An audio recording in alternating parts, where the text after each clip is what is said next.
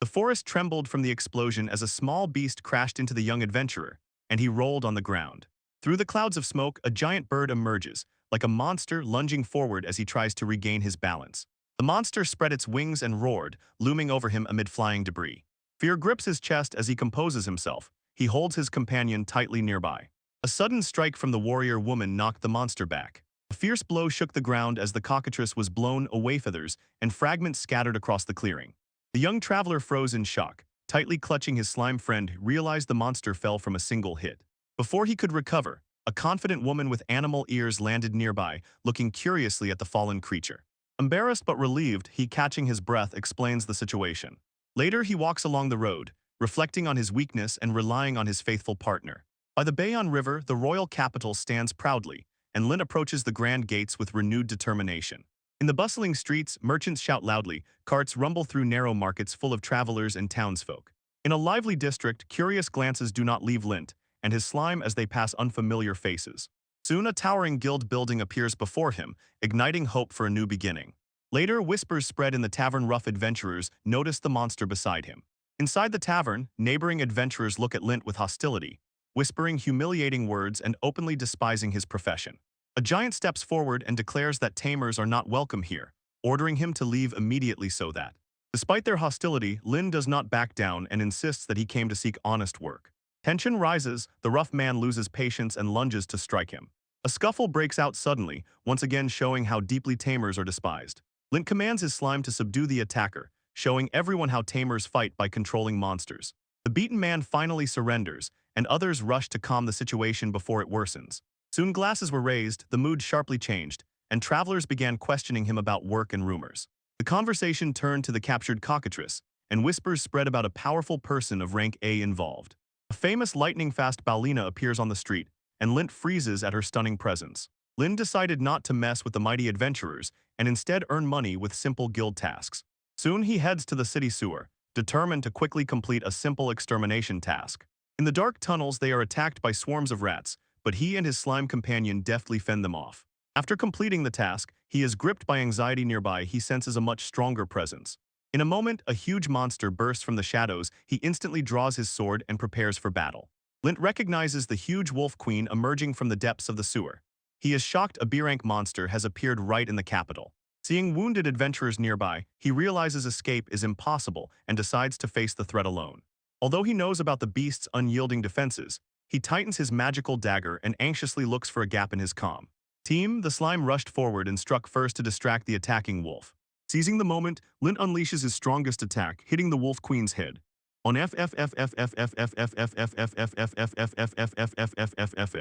Turning to his magical item, Lint channels its power through the blade and releases a fireball straight at the wolf queen charging at him. Flames explode on impact, confirming the beast's weakness to fire, while debris scatters down the corridor of ruins. Yet the wolf queen breaks through the smoke, endures the explosion, and lunges at him with devastating force. The shockwave throws him back, and Lint prepares to accept death as the ruins collapse around him. Before the decisive blow, Lightning Bellina appears, standing between him and the fierce monster. After the fight, Lightning Bellina presents Lint with a rare material taken from the Wolf Queen, acknowledging his bravery. At first, he hesitates to accept such a valuable reward, but her sincere praise to him and his slimy companion dispels doubts and convinces him to agree. Standing nearby, she watches his confused reaction and smiles, enjoying his obvious embarrassment. With playful confidence, she teases him, and he barely restrains himself under her attention.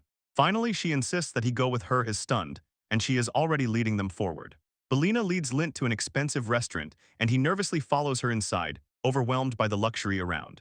Sitting at a lavishly set table, he hesitates before tasting the generous dishes placed before him.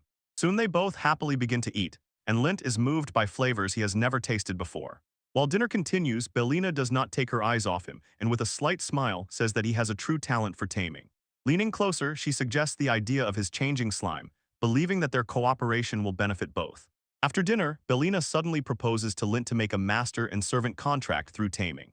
Frozen by the unexpected proposal, he cannot understand why an adventurer of rank A would offer such a bond. Approaching, she explains that taming forms a contract and challenges his notions of boundaries. Pressing against him, she tempts him even more, and he warns that such a deal will cost her freedom.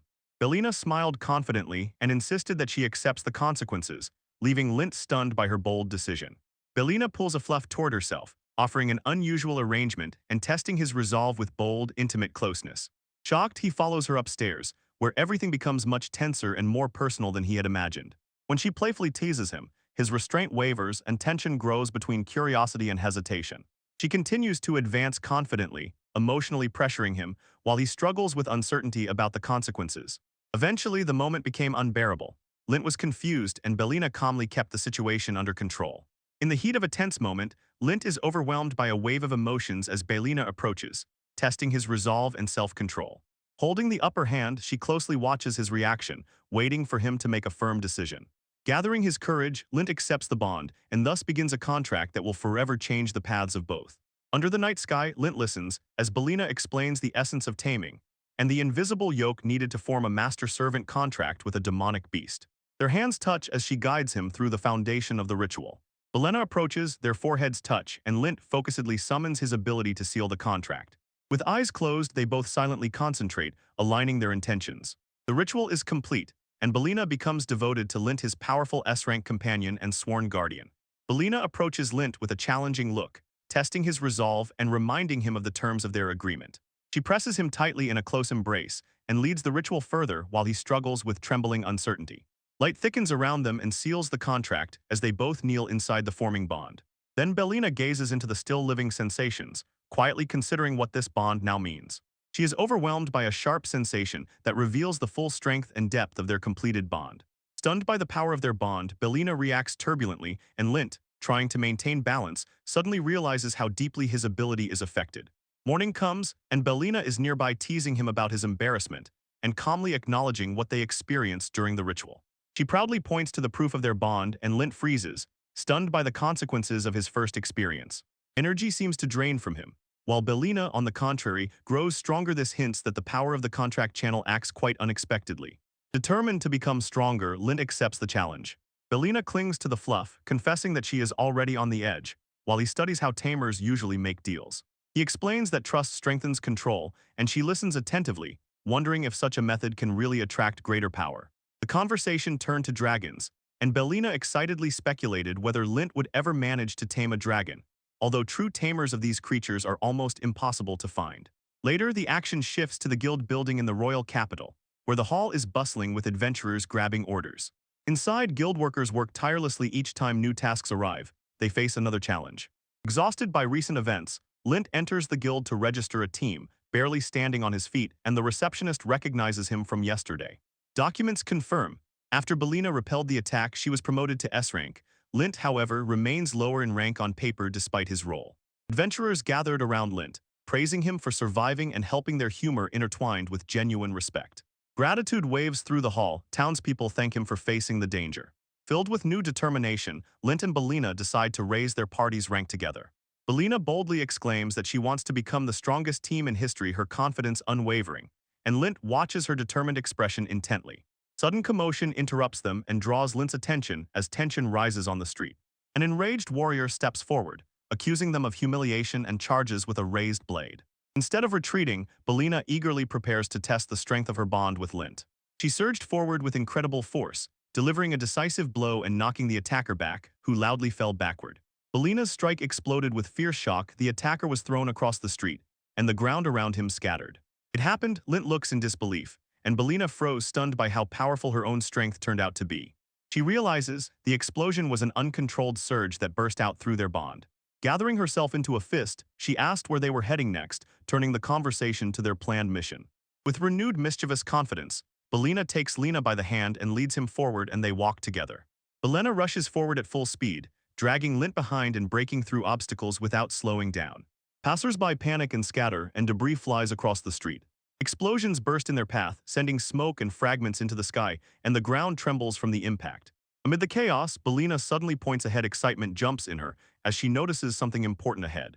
Before them is a huge crater full of smoke, in which a dragon's nest seems visible, their next dangerous target.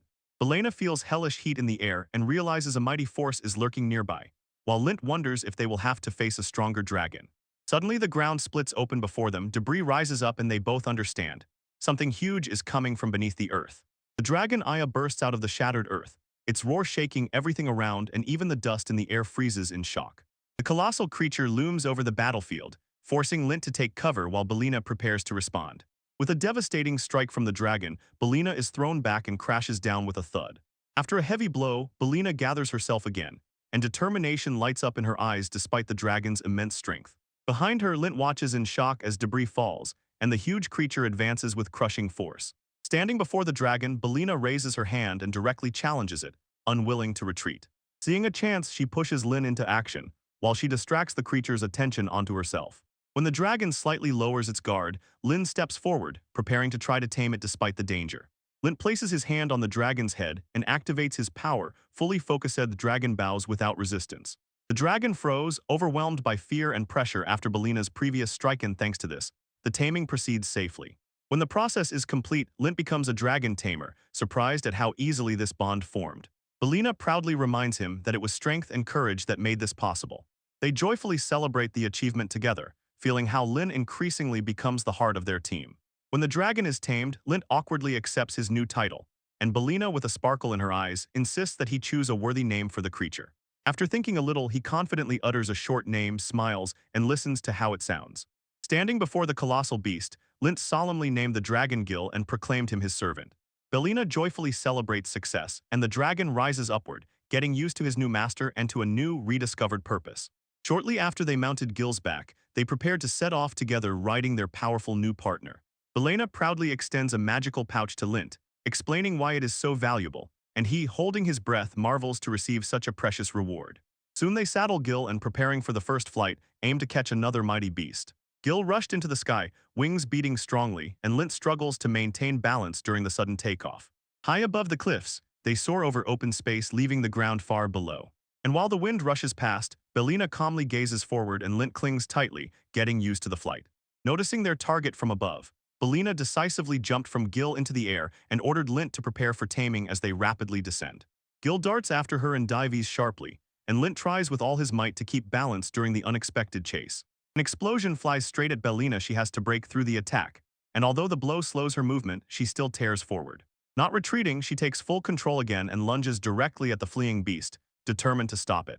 At the perfect moment, Belina sharply closes the distance and grabs her target, opening a loophole for Lint. Belina shouts to Lint, "Quickly subdue the target," and at that very moment, a sudden powerful explosion bursts out, pushing him back across the scorched earth.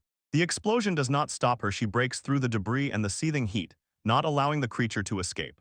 She stands up again. Belina endures another blow and responds with a powerful counterattack, while Lint anxiously watches from behind. Flames spiral and reshape the battlefield, and in the very fiery vortex a giant figure rises. From the burning vortex emerges a huge wolf wrapped in flames, and it becomes clear the threat is much more terrible than they had hoped. Before the fire imperial wolf, Belina immediately recognizes it is an S-level spirit, and Lint understands that they will have to hold it back briefly to survive. Doubts retreat, determination prevails. Lint decides that this battle is his chance to become stronger together with his comrades.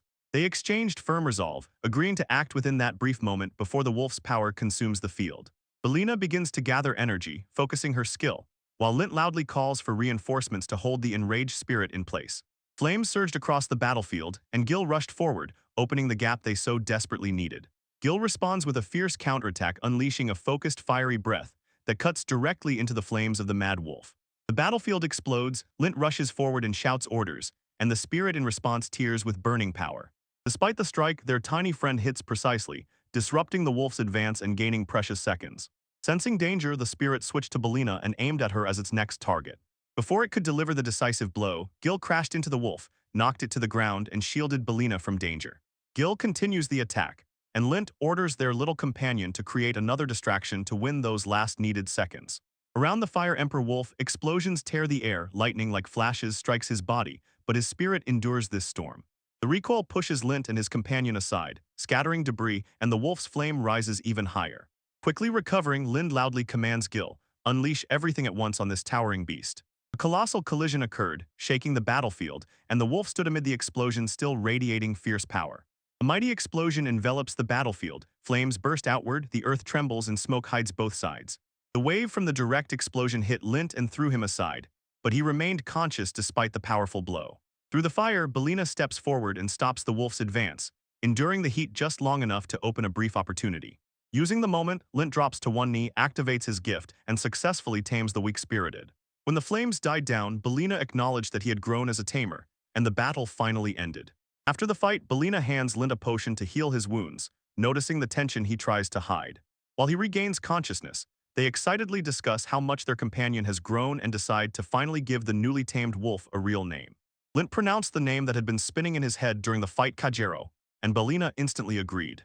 The wolf calmly accepts his name, lets them approach, and Lint solemnly welcomes him as an ally. Later, Belina quietly reminds Lint that it is his power that is the reason such mighty spirits follow him. Dark tongues of flame swirl before Lint, as the presence calls into question his understanding of spirit possession. Under the moonlight, a huge wyvern descended, and its heavy steps shook the quiet forest ground. Far away in the royal capital, Lint suddenly woke up, sweating after a restless sleep. Birinus was sound asleep beside him, completely exhausted after their fierce clash with the monster Kageru. Rena Define calmly explained, "Mastering the spirit is the channeling of the power of a high-ranking spirit during hand-to-hand combat." Confidently, she summoned Kagoro again, preparing to demonstrate this ability in a real duel. At school, Lint reached out, felt the soul ignite in Kagoro, and flames burst out along his trembling forearm. The flames wrapped around his body as power surged inside, and his aura flared brighter with each breath. Death, losing control, he recklessly charged forward and crashed with a roar, while Byrina watched, half amused, half concerned. She gently but firmly reminded him, "Control over power requires training, especially when another being shares the damage from your mistakes." Later, bathing again, Lint quietly thought about how to assemble the strongest S-rank party. Rina sluggishly stirred, half-closed eyes realizing she had dozed off, comfortably nestled against Lin's chest. Embarrassed, she explained that she was tired not from the fight, but because she had been bathing too long. Lint quietly laughed, and Byrina admitted that the day had been productive. The foundation of their party was finally taking shape. The plan became clear when roles were assigned. Vanguard squad, middle squad, rear guardly, a healer was missing.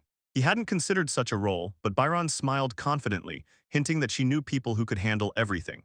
Byrana suggested turning to the Holy Mother for help, but Lint noticeably grew nervous at the very thought. Her fame as divine power caused panic, and Lint people imagined terrible consequences from the slightest mistake. Hints about her appearance only increased Lin's discomfort, while Byron teased with deliberate pranks. She playfully approached, ignoring his protests, and further ignited a strong physical reaction in him. What began as teasing turned into a tense encounter. They both succumbed to growing mutual desire.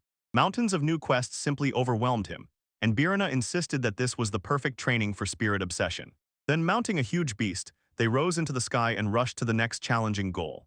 Among the tasks was harvesting and clearing dangerous terrain at a sinister place called the Hill of No Return. Upon arrival, Gil was ordered to scout, and Lint was worried because of the ominous name. Without hesitation, Byron crushed a honey worm, inadvertently reminding him that surprises sometimes hide beneath the surface. Limpt began training with Kakeru directing his strength. He saw how tasks gradually turned into real combat exercises. Success did not come easily. Broken synchronization pushed him into a fall, proving that usual methods were not enough. The fusion with Kaguro revealed greater strength in him and allowed him to fight even more terrifying threats, such as monstrous mother worms. Excessive force accidentally destroyed everything, so he had to restrain himself, otherwise he would have lost valuable resources. Then he prepared a simple dish from the collected ingredients, and under the quiet tree Byrana blossomed with joy.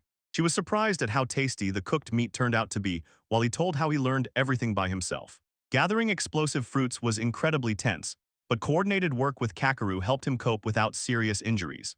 In a moment of crisis, he imagined a shield, passed it to Kakeru, and remained unharmed. After a short rest, they prepared for the final task, destroying a whole crowd of horned rabbits. Fieldwork was going better and better, and when stable results began to come from Kaguru, his training in spirit mastery finally ended. Although not perfect, the synchronization of thoughts with Kakeru opened a flexible and incredibly powerful new way of fighting. Horned rabbits raced across the field 3 times faster than people. Chasing them alone was almost impossible. Despite their agility, getting close became easy as soon as his body intertwined with the spirit of Kaguru. Several enemies rushed at him at once, so he had to attack lightning-fast. Horned rabbits rarely acted alone. Buried in numbers, he took a deep breath, leapt up, and unleashed a devastating counterattack. Smoke thickly filled the air as Lint finished the fight, panting after the victory over 100 rabbits. Birana praised his progress, and Lint, now confident, said he could call Kakeru in battle. Nestled between distant mountains, the quiet village waited peacefully, unaware of the hero quietly approaching. Lint arrived, dragging behind him giant carcasses of monsters. The villagers froze at the incredible amount of meat. Shouts of joy rose as grateful townspeople surrounded Lint and Barana, praising their coordinated work and lightning victories. The elders explained their despair. Horned rabbits destroyed crops and livestock, leaving them with heavy losses. Lint inquired about past help, and the villagers spoke of a strange man who came to them earlier. He was connected to no one. Linton Barana saw wounded villagers struggling. The stranger angrily demanded potions and did not even offer to pay. The brazen man mocked Lint, boasting of connections in his group, and saying that the rabbits were no threat. The villagers revealed a trade deal with Velmond. It involved hiring their group for protection. Barana warned him about the violation, and the man responded with a grim threat of retaliation, claiming Wellman had power over the village.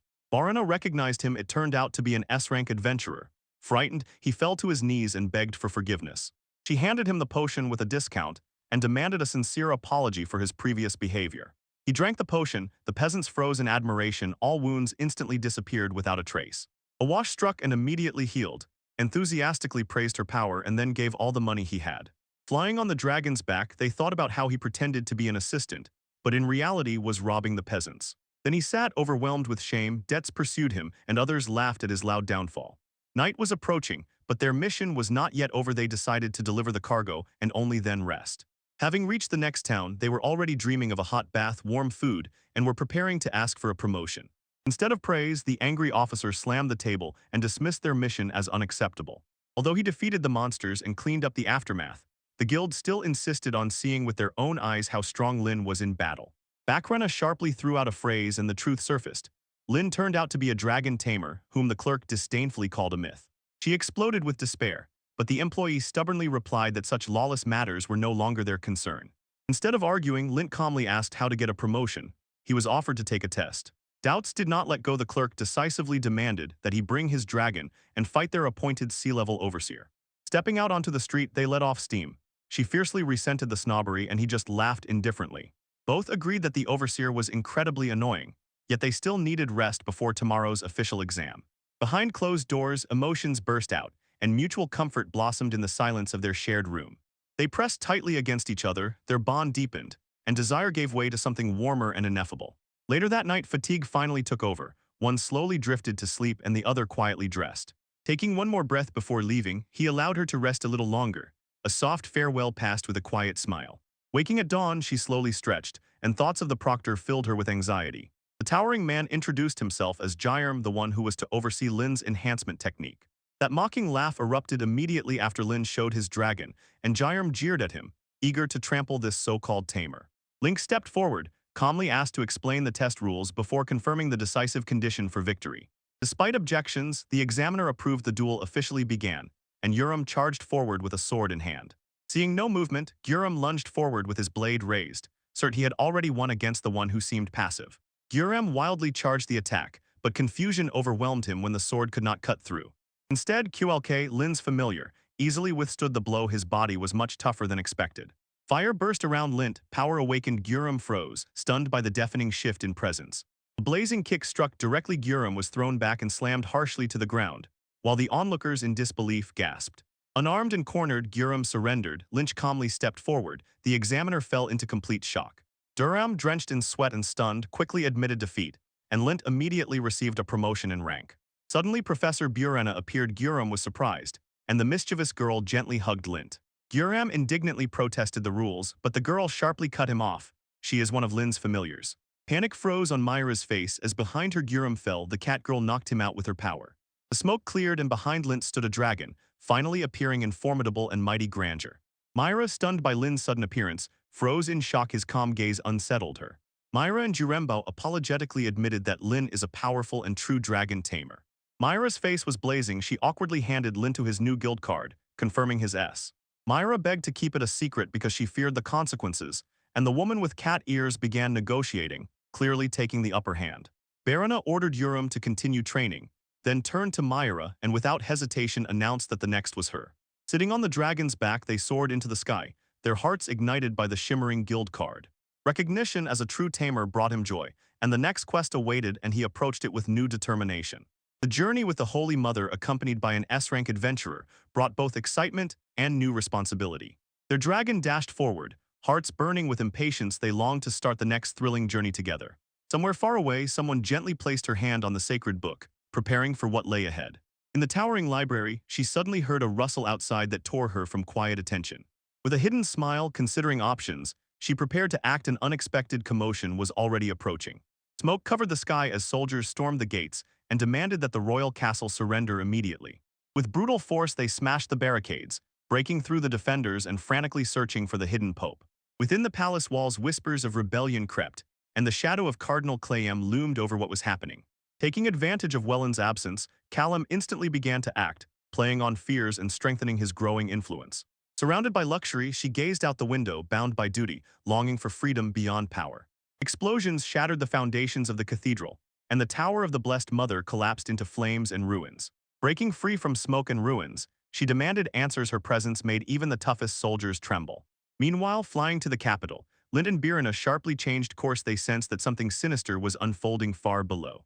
Riding the wind in Topgill, they argued about missions and past elections, each harboring unspoken burdens and questions. They tease them right in the arena, soften the pressure, offer a touch for the truth, and finally persuade the exhausted to tell everything. Vermeer stood quietly but steadfastly. His guild buzzed, and beyond the mountains echoed the whisper of gods. Rumi warmly greeted him. Coins rolled from hand to hand, simple earnings that kept him afloat for another day. Outside the guild, experienced adventurers sneered at him, and one of them kicked with a boot to remind him of his place. Laughter spread when he fell. They mocked him for daring to walk among stronger, arrogant men. He silently endured humiliation, repeating to himself, "To survive means to submit until strength finally changes his fate." On rainy nights there was silence, and hunger forced him to keep going. Survival became his only support. Disappointment raged. Failures did not retreat. No skills, no money, only growing despair and quiet resentment. Despite every failure, he clung to dreams. Skills, they meant strength, money, protection, and a better future. The morning came cold and uncertain, but he forced himself to get up, unwilling to succumb to despair. Making his way deeper into the unfamiliar forest, he hoped to find herbs or at least a drop of luck, anything that would change everything. A branch parted, revealing a yawning cave beneath the tree roots, dark, wide, and strangely unnatural in shape. Curiosity flared his imagination, flashed lost ruins, hidden treasures, perhaps a dungeon forgotten by time itself. Step by step, with a torch in hand, he noticed signs that this structure was not made by nature. He grew excited. This could be the chance he needed, a real dungeon hidden right in the forest. Ahead, the path was blocked by a large stone boulder from a collapse, but scattered papers suggested that something valuable still remained inside. He came across obscene images, froze in shock, and flared up with rage, not understanding whether it was a dungeon or a pervert's den. Among the debris, one parchment stood out, old, covered with symbols and written in some strange, unknown language. He looked closer and realized there was power in that manuscript, far greater than mere trash or forgotten notes. Shock dispelled doubts when the words revealed instructions, a guide describing skills and training, particularly about taming basic techniques. Filled with joy, he clenched the pages in his hands. His chance to change everything had finally appeared. Taming sounded powerful but carried a stigma. People mocked, feared monsters, and turned away from adventurers with beasts. Lonely and without illusions, he took on a burden few would agree to unite with, one surrounded by creatures. Empty hands, worn-out gear, and nearly exhausted possibilities forced him to see taming as the last chance. If the parties did not accept him, if determination was rejected, then he would have to draw strength standing alone with B. Clenching his fists and with a spark in his eyes, he vowed to fully master taming. The pages detailed the limits of taming and old notes. Once there were dragon tamers who forged powerful bonds through the ages. The information instantly loaded into memory. Even complex classifications of monsters became clear without any conscious effort or struggle.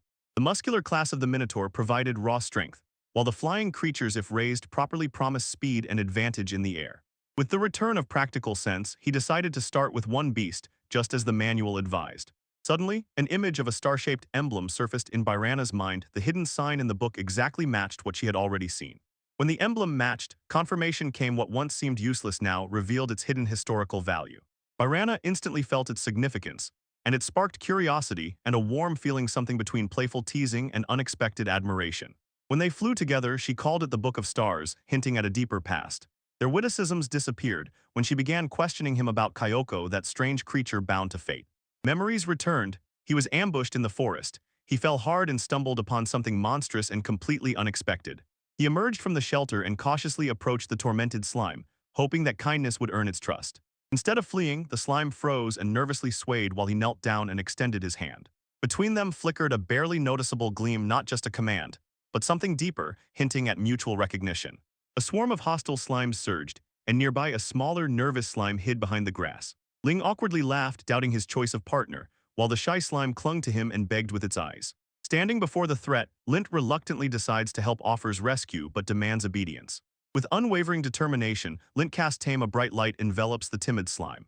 Slime responds instantly, sensing Ling's thoughts, and he, stunned, realizes their bond might be special.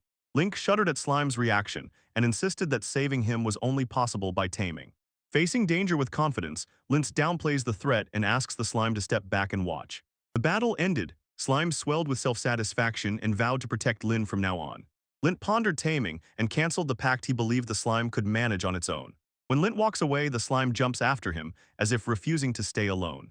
Slimes jumped after him, ignoring the order to disperse, and one clung on, decisively sliding up his back. Despite repeated protests, the little slime calmly settled on his shoulder, as if it was meant to be. After a long sigh, he finally gave in set conditions. No pranks, follow orders. Walking, he thought about what to name him. Kaioke seemed just right, because the creature made joyful sounds. Sunlight filtered through the leaves as they walked further, and his first tamed companion Kilke chirped cautiously. Kilkade suddenly rushed into the forest. Lint shouted after him, confused by the sudden haste. Climbing through the bushes, Kilke led him deeper, full of curiosity, while grasses covered with fluff rustled underfoot. Then it suddenly occurred to him.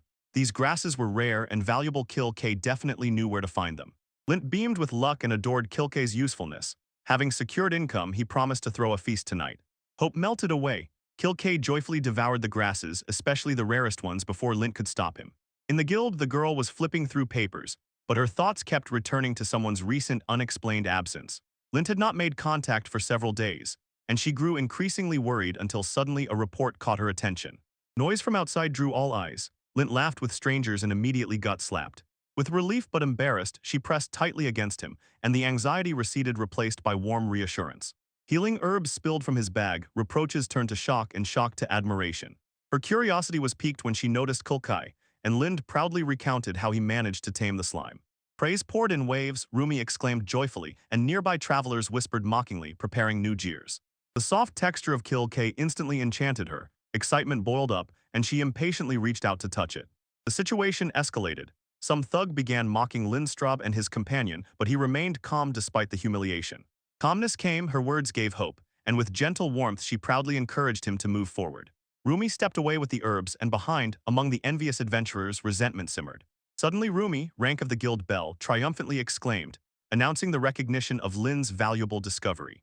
Impatient joy shone on his face. Promotion to E rank seemed a true turning point in life. He doubted the promotion. Rumi confirmed it, and others only looked on with disbelief and surprise. Herbs came from uncharted lands, and the guild praised him for this risk, calling him a true brave man. Satisfied with the praise and promotion, Lint moved forward, thinking about how small decisions can overturn everything. With renewed confidence, he set out again. The support of Rumi and Kulkai strengthened his new resolve. Turning back to the city, Kaioke attracted even more attention. Children admired his transformed, fluffy appearance with delight. No one could believe that Kilk was once a slime. The new strength and roundness shocked even Lint. Rumi returned with exciting news. The bell rang again. It seemed that something important was about to happen. When Lint stepped onto the ice rink, the celebration exploded. Joy spread throughout the room, and the ringing bells echoed in every corner. The guild contract, registration, and letter arrived. They contained praise. QLK was recognized for unwavering loyalty and diligence. The news about the guild master's letters stunned everyone, and they were allowed to open them immediately. Suddenly something unexpected burst out, shocking everyone and breaking the moment. Even before Lint indifferently recalled his promotion. A passionate encounter flared between them. Meanwhile, Guildmaster Qal, a shadowy figure, sent an invitation to the capital. Warm tension grew as the two whispered in intimate closeness about hidden clues and secrets. Mid-journey, they paused to rediscover their increasingly strong bond, becoming closer in both heart and body. High above the ground, instincts overcame caution, forcing Lin to tame the chaos and Barina to plunge into delight. An alarming bell rang on the city walls, and soldiers rushed about, preparing for a sudden dragon attack. Above the roofs appeared Lin riding her dragon, and the townspeople began to flee in panic. Understanding the confusion, Lin discussed the situation with Barina, intently gazing at the mobilized capital below. Virna jumped in the air and rushed at the guards, while Lin and Gil rose up to dodge the arrows. Watching from above, Lin calmly waited, pondering whom Barona intended to contact in the capital. When Rena returned from the negotiations, she gave a signed success. Gil descended next to Lint in the dispersing smoke. Surprised whispers spread among the soldiers when Birina announced that Lin was a true dragon tamer. Lint dismounted, Rena approached him, and the armed guards cautiously drew near, slowly realizing who he really was. From the crowd emerged a mysterious figure in a cloak who addressed Lin directly, speaking with strange, unexpected reverence. When asked to summon Kagura, Lin complied and awakened the shining robes and the divine spirit of fire. Birint, the local guildmaster, officially introduced himself, while Birna proudly spoke of Lin's stunning combat power. Stunned by the revelation, Lin faltered, and Barrett pushed him inside without any explanations or ceremonies. Through winding corridors, they walked along the breach to that quiet room rumored to hide a secret past. Berna teased Lena for hesitating, slyly reminding him that she too was once S-rank just like both of them. As soon as they entered, Barrett invited them to sit and promised refreshments in the lounge to finally have a real conversation. In Byron's chamber, behind luxuriously decorated walls, the air was filled with whispers about secret affairs. Jokes eased the tension, but as soon as Lint reacted awkwardly to the teasing, Berna instantly took full control. Byron changed the mood and introduced Lena Chala, known as the Holy Mother, as the true topic for today. They announced the decisive rescue of Lily Stundland, and Barrett anxiously confirmed that he was worried about her current condition. Berna finally revealed the truth. Lily turned out to be a student of her sister once she studied under the guidance of Berna's guildmaster. Questions about Lily's role flared up, and Byron decided not to give explanations yet until he clearly summarizes everything himself. They unfolded a large map on it, the land of the gods, surrounded by the borders of their empire. Berna told about their society. Here everyone born had a magical gift because once they got rid of all who could not cast spells. The coup shook their leadership. Children without magic were executed, shocking unrest and anxiety tore deeply. The power of Zal Surel became unquestionable. He introduced isolation and proclaimed himself the divine vicar for the people he manipulated. Discontent among the people flared up across the entire country when Barrett revealed that a powerful figure stood behind the sudden coup. Cardinal Kaleem, once second in rank, now led the anti-pope faction with unwavering authority. Raising the crowd, Kaleem publicly condemned the pope and proclaimed himself the guardian of divine justice and truth. Barana confirmed that the coup succeeded, but sharply criticized Kaleem for manipulating faith to justify his rebellion. Imprisoning Lily and the pope, Kaleem forced the survivors to flee for their lives. Barana came to intervene. She explained that Lily was S-rank and firmly warned the enemies planned to strip her of power. The divine image of the Holy Mother symbolized legitimacy and made her indispensable to Kaleem and the Pope. Barrett warned if the guild gets involved, it could ignite a war between the mage factions and throw politics into chaos. To avoid a political scandal, Barrett secretly approached the guild and unofficially entrusted it with a mission. Lint hesitated until Barrett extended 100 gold coins, and immediately confusion arose over exchange rates. Byron threw the last temptation, complete the mission and Lint could be promoted to Byrank. Barana announced she would join, pulling Lint along, although she herself warned it would be difficult. At the very moment before departure, Barrett sharply reminded them of the dangerous obstacle they had not yet considered and were unprepared for. Valen, the one they feared, leader of the gloomy knights and a famous dragon slayer, awaited them on the road ahead. The quiet village dozes under the moonlight, unaware of the sinister glowing eyes watching from the shadows. Strange creatures stealthily approach while Lin's comrades sleep, covered silently by Byrina hidden behind thick bushes. Kyuyuka's nervously stirs, Byrina confirms the target is here, and Lint waits, trusting intuition and ready instructions. He sees Barana disappear around the corner, leaving behind only a teasing glance and a quiet farewell. She falls into Lin's arms, trembling. Despite the tension, he warms her with his embrace while questions whirl in his mind. Myrna rushed forward, pulling Lin through the corridors, determined to meet her missing friend again. Lin barely kept up. She asked where they were heading as they climbed the elegant carved wooden stairs.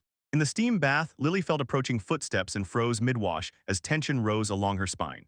The door exploded open as Byrina burst inside, frightening Lily before she could hide.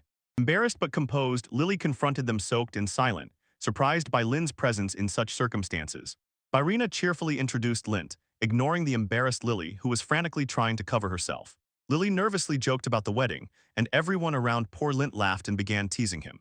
Despite the confusion, Byrina quietly whispered into Lily's ear, and she noticeably faltered. Her thoughts instantly spun. In a moment, Lily, standing before Lint, declared with new determination and vulnerability that she would become stronger. When the tension subsided, Byrina lightened the atmosphere and told how her encouragement helped Lily accept Lint's special role. Curiosity overcame hesitation. Hands cautiously explored, and every movement heightened the tension between their bodies. He responded to her vulnerable replies, unsure whether to stop or go further as the tension only increased. The closeness between them intensified. Breathing became hot and caught, cheeks flushed such weight of feelings they had never known before. Embarrassed thoughts melted away. The body trembled from unfamiliar sensations, and they found themselves in a moment of mutual surrender. She begged for closeness, whispering submission, while tenderness blurred the line between power and trust. Lin accepted the pact. Lily, overwhelmed by instinct and devotion, unconditionally gave herself to him. Their bond ignited. Magic and instincts overwhelmed them, control shifted, and the taming ritual rapidly intensified. Moments blurred, Lily responded fiercely, Her energy plunged along with Lint's into a powerful primal exchange. Fatigue crept in, but Lily snuggled even closer, demanding more, her body responding to the new submission. Barana burst in uninvited, immediately declaring who ruled here. Taming had its price, and Lint now had to be loyal to two at once. She opened her intentions without hesitation, drawing Lint deeper into a pact of pleasure and dominance. Both tensed under the pressure of growing tension, their instincts clashing, bodies exhausted, but no one yet willing to give up control. Lily fainted, overcome by sensations. Barana steadfastly took her place and insisted that Lint endure once more. Filled with determination, Lint responded, and Barana's long-restrained hunger finally burst out through their fiery, relentless connection. Suddenly something shook him. Lily stirred again, and the tension between the two wild forces intensified. Lily, playful and slightly irritated, demanded attention, resolutely set to restore balance between their shared feelings. Her teasing became deliberate. Lynch began struggling to compose himself, caught between sensations, surprise, and mounting tension. Eventually, fatigue took over. He fell asleep, and Barana and Lily, satisfied, rested nearby in the warm morning light. After they experienced it together, laughter erupted. Gratitude and closeness grew, weaving a strong bond that now embraced each of them. Lily hinted at deeper magic. Whatever happens next, the power and connection will only grow stronger. Energy radiated from Lily's body, a quiet sign that an invisible force was slowly awakening within her. Wings burst from her body as she transformed in the air, revealing a grace carved by newly awakened divine magic. She said the changes in her were thanks to Lynch's influence, while Byrina watched with a light, slightly skeptical smile and teased her. Detailed instructions were given. Lily explained what was needed for ascension to an angelic state, focusing on compatibility with the divine and inner harmony. Without hesitation, Verena responded decisively. Her methods were unusual, but behind it all lay sincere curiosity. Lily demonstrated the true scale of angelification. Her effortless healing magic brought a creature back to life. Though calm now prevailed, uncertainty hung in the air. Leaving with her could ignite a chain of events no one was prepared for. Irina proposed a risky escape, to disappear from politics, eliminate threats, and start anew as adventurers. Tension grew when they spoke about the guild's demotion restrictions threatened their plans, even though they possessed overwhelming power and divine qualities. The plan appeared quickly. Capturing the Pope seemed bold, but Lily doubted it would change anything. Tension exploded when Byrina suggested overthrowing both political and religious power directly. Instead of a fight, Lily joyfully proposed a shocking alternative, to appoint Lint as the new leader. Byrina enthusiastically picked up the idea and persistently called Lily to support it, relying on her divine reputation. Lily, thinking logically and acting strategically, realized this proposal gave freedom and at the same time resolved several national conflicts. Fortunately, though hesitating, Lint watched their excitement flare up and understood that now he was at the very center of the unfolding revolution. They divided the duties. Lily became his public face, Verena handled politics, and Lynn doubted his role. They answered without hesitation. His place was not above them but beside them as an equal partner. Despite fatigue, he caught their rhythm again, believing that this connection would carry him through another hard night. Night fell. Chaos erupted near the cathedral. A guard shouted, fighting to protect the Pope from danger. The arena burst into battle with blazing fists. Soldiers in armor flew like broken marionettes from the blows. Without hesitation, she rushed among the attackers, her brutal strikes knocking knights down like fragile wooden dolls. Lint calmly watched from cover, full of confidence. His healing was ready, and they charged into battle fearlessly and without any restrictions. After the fight, Lint realized the threat of Velen was real. Even the Pope feared her presence nearby. Lily suspected that Velen betrayed the Pope. Her absence hinted at deeper political intrigues that were only beginning to unfold. Even before they could act, the Dread Knights came out to meet Buren, one of Alon's ruthless enforcers. He stood at full height and was armed to the teeth.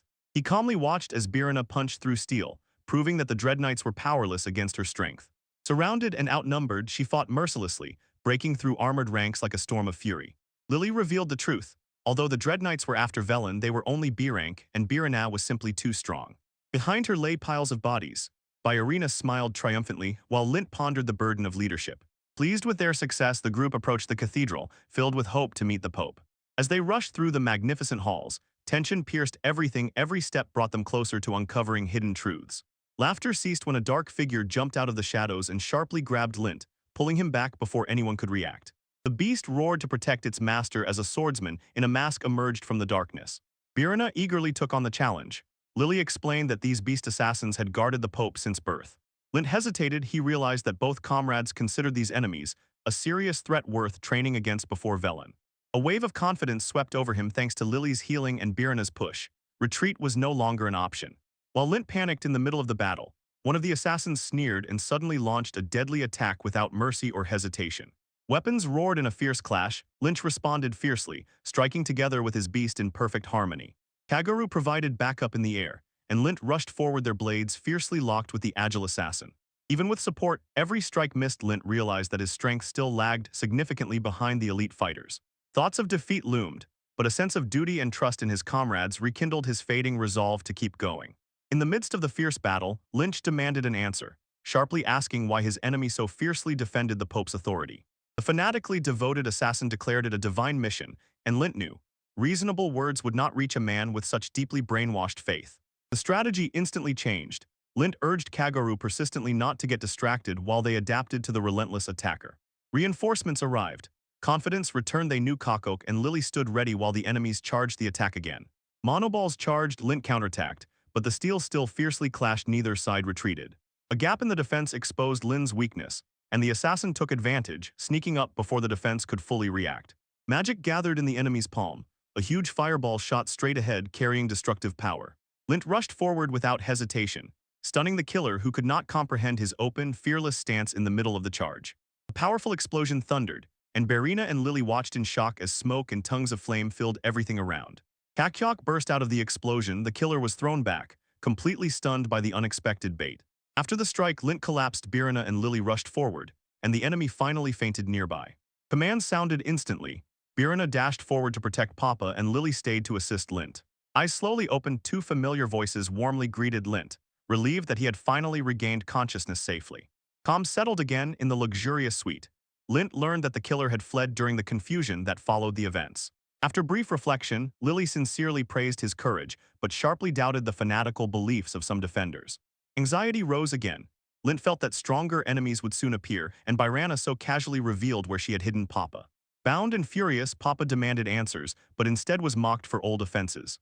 When his past weaknesses surfaced, Papa's shameful lifestyle provoked both disgust and laughter in the group simultaneously. Lily formally challenged him, claiming she had received a divine revelation, and the Pope dismissed it with mocking disbelief. The argument flared up. Birana lost patience and knocked him out cold before he could finish his tirade. Laughter erupted immediately after the blow. Despite Lily's screams, Birana sent him a harsh message to be silent. The eyes opened again. Varana teased the embarrassed Pope while Lily prepared her magic and irritation. Virna dragged the captive Pope away by force, and meanwhile plans began to mature on how to resist Valon's troops. With one swift strike, the voices fell silent. They needed to hide him before moving on to the next target. Trusting Biranta to handle the affairs, the group gathered again and prepared to set off for the capital. Spreading her wings wide, she took off, planning to meet later in the central city. In midair, she joined the group on the beast's back, her wings shimmering with divine radiance. The giant beast collapsed from a brutal spear strike. Its chest was torn open, offering no resistance. The armored warrior cut coldly, showing no mercy. Disobedience under his command had only one fate. A loyal subordinate burst in, out of breath, and reported that the Pope had been kidnapped by a person calling herself the Holy Mother. Valon instantly took command and giving orders, while Sheikh quietly and steadfastly accepted the mission. The city buzzed with travelers and merchants as Lind led the disguised girls through the streets. When the fame began to grow, Lind became worried and warned Barina and Lily. Do not attract unnecessary attention and do not let yourselves be recognized. Barina teased him, adjusting her hood, and her ears trembled from sensitivity under the thick fabric. They spoke of the old mantle of the guildmaster Barina, a valuable gift that signified deep trust and the burden of responsibility. The mention of Papa shocked everyone, and Lint nervously laughed, feeling Barina's fatherly care for Lily. Barina loudly exclaimed, shaking the pouch of coins. She could not wait to spend all 100 gold today. In the crowded street cafe, rumors about Welland, the leader of the dreadful Dragon Knights, spread in whispers. While they savored dinner, Lint pressed, demanding information, and Barina firmly stated, "First I must know who my enemy is." Tales assured that Welland has a terrible axe, so powerful that he alone can deal with an Imperial-class dragon beast. In dark armor, Welland once defeated an 8-headed dragon that destroyed a village. Welland raised the axe without hesitation and charged straight at the monstrous multi-headed dragon. Explosive roars spread across the battlefield as magical shields flared and deflected deadly tongues of flame from all sides. Relentless fire rained down on him, but not a single scratch remained on the armor. His defense withstood the pressure flawlessly. With a stunning swing, Welland's axe severed the dragon's neck in one decisive strike. Calmly leveling the weapon in his hands, he prepared to activate another hidden skill without losing composure. With a single smooth motion, Welland launched a spinning strike, and shockwaves powerfully radiated outward in an arc.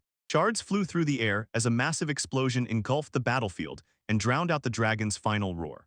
From the cafe, Lint watched the aftermath, frozen in disbelief, while others tried to shake him. Barin gave Wellen a 70 chance of victory, and this stunned Lint more than it reassured him. Taking into account allies like Kagger and Gil, Barina calmly predicted that Kulke would survive. Tulk shrugged off Kagabur's strike, and Gil retreated. Both opponents were evenly matched. To improve their chances, the group meticulously reviewed the quests offered by Barin, hoping to achieve a higher rank. Before starting the mission, an unexpected event suddenly interrupted their plans and changed the route. The presence of Verena and the titles of Lily stunned everyone. They were given doors, even without any prior reservation. The host was impressed. He recognized Lint, the famous dragon tamer who stood among legends. Ridorvan Ratona greeted them warmly, while Lint explained that they needed proper equipment for the quest. Without hesitation, they asked only for the best weapons, simple and reliable, those that save in battle, not decorated or for noble shine. Boasting experience at royal courts, Ritter promised excellent service and pulled out an impressive set of weapons. Each weapon carried a legacy: legendary swords, enchanted daggers, and sturdy bows crafted by famous masters. The equipment was expensive, but Lint decided to buy everything and test them in battle. The merchant enthusiastically praised Lin and his status, but Lin modestly declined the flattery and instead offered a fair payment. Verena paid generously, and the shopkeeper, smiling, offered long-term service and magical support for repairs.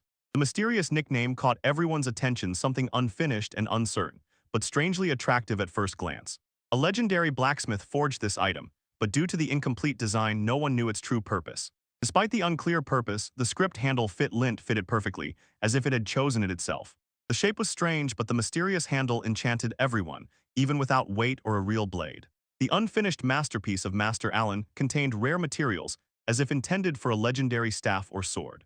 Although there were doubts, this nickname seemed important to them, so they hid it and set off for the next mission. The trees rustled, and among them emerged a huge creature. Lint noticed it and tensed, preparing to face the unknown. It turned out to be a giant Hercules beetle, and in pure strength, it could even compete with a small dragon. Limp panicked upon learning that the beetle had to be caught alive during combat training. Despite the difficulty, the training quest was created precisely to make him ready for real combat.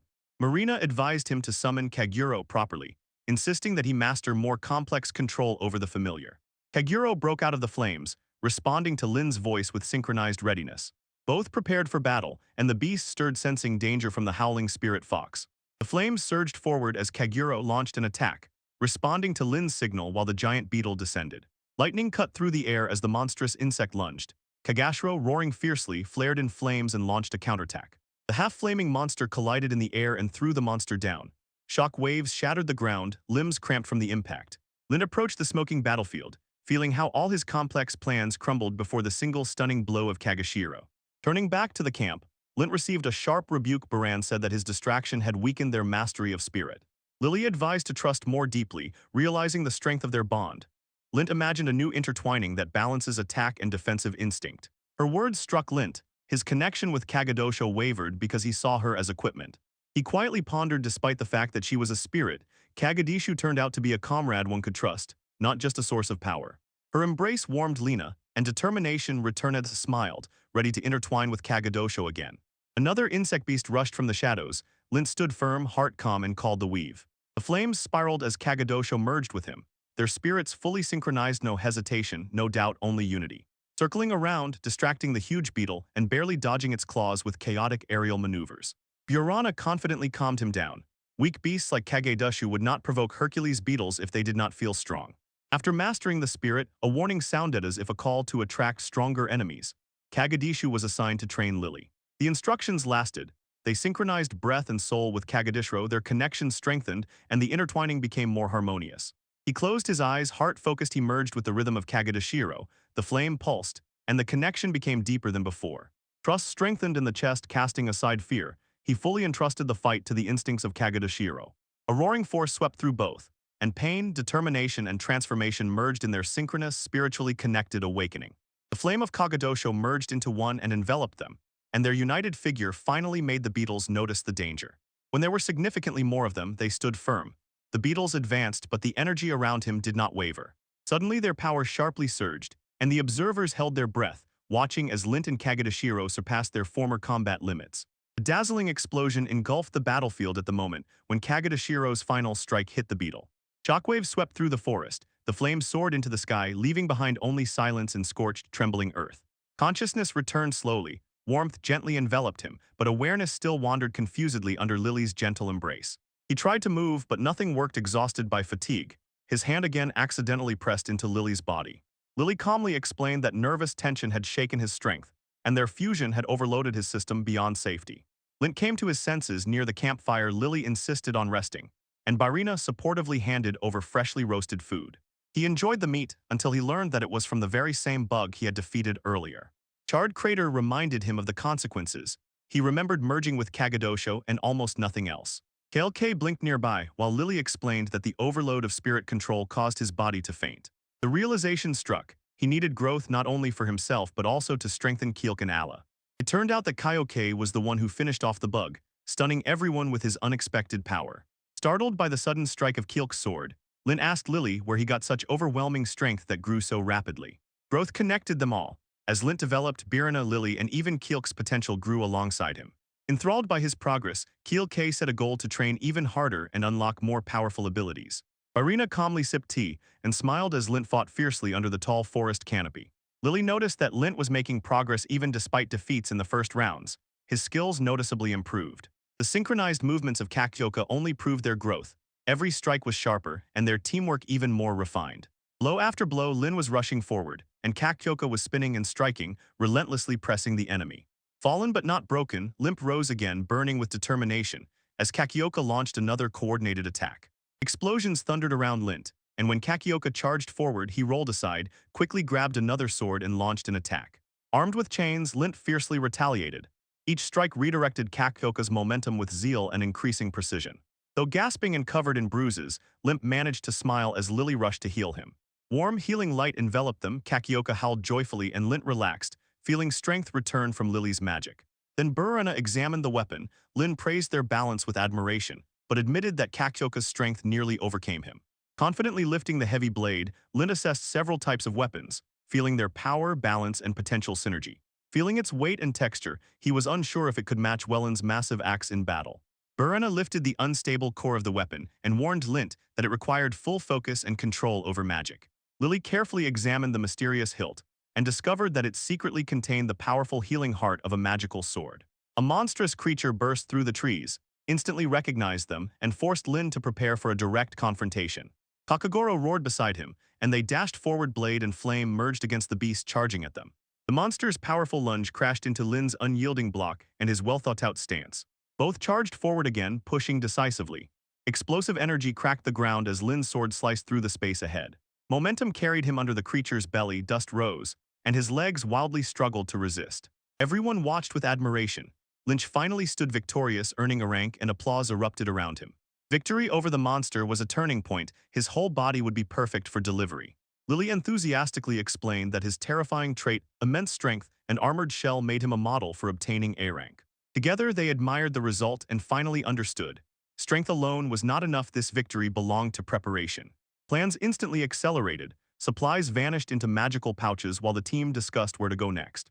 Burana suggested returning to Frumir, and Lin immediately doubted her motives regarding importing his hometown. Fort Lily hinted at future plans, proposing Lin establish a permanent base here to rest and regain strength. Their teasing embraces stunned him, but he quietly admitted their ideas matched his unspoken desire. Wild beasts sensed the approach of something unnatural. Muffled rumbles shook the forest, and instinct drove them away. A terrible dragon soared through the sky, aiming at Fremmer, the distant hometown of Lin.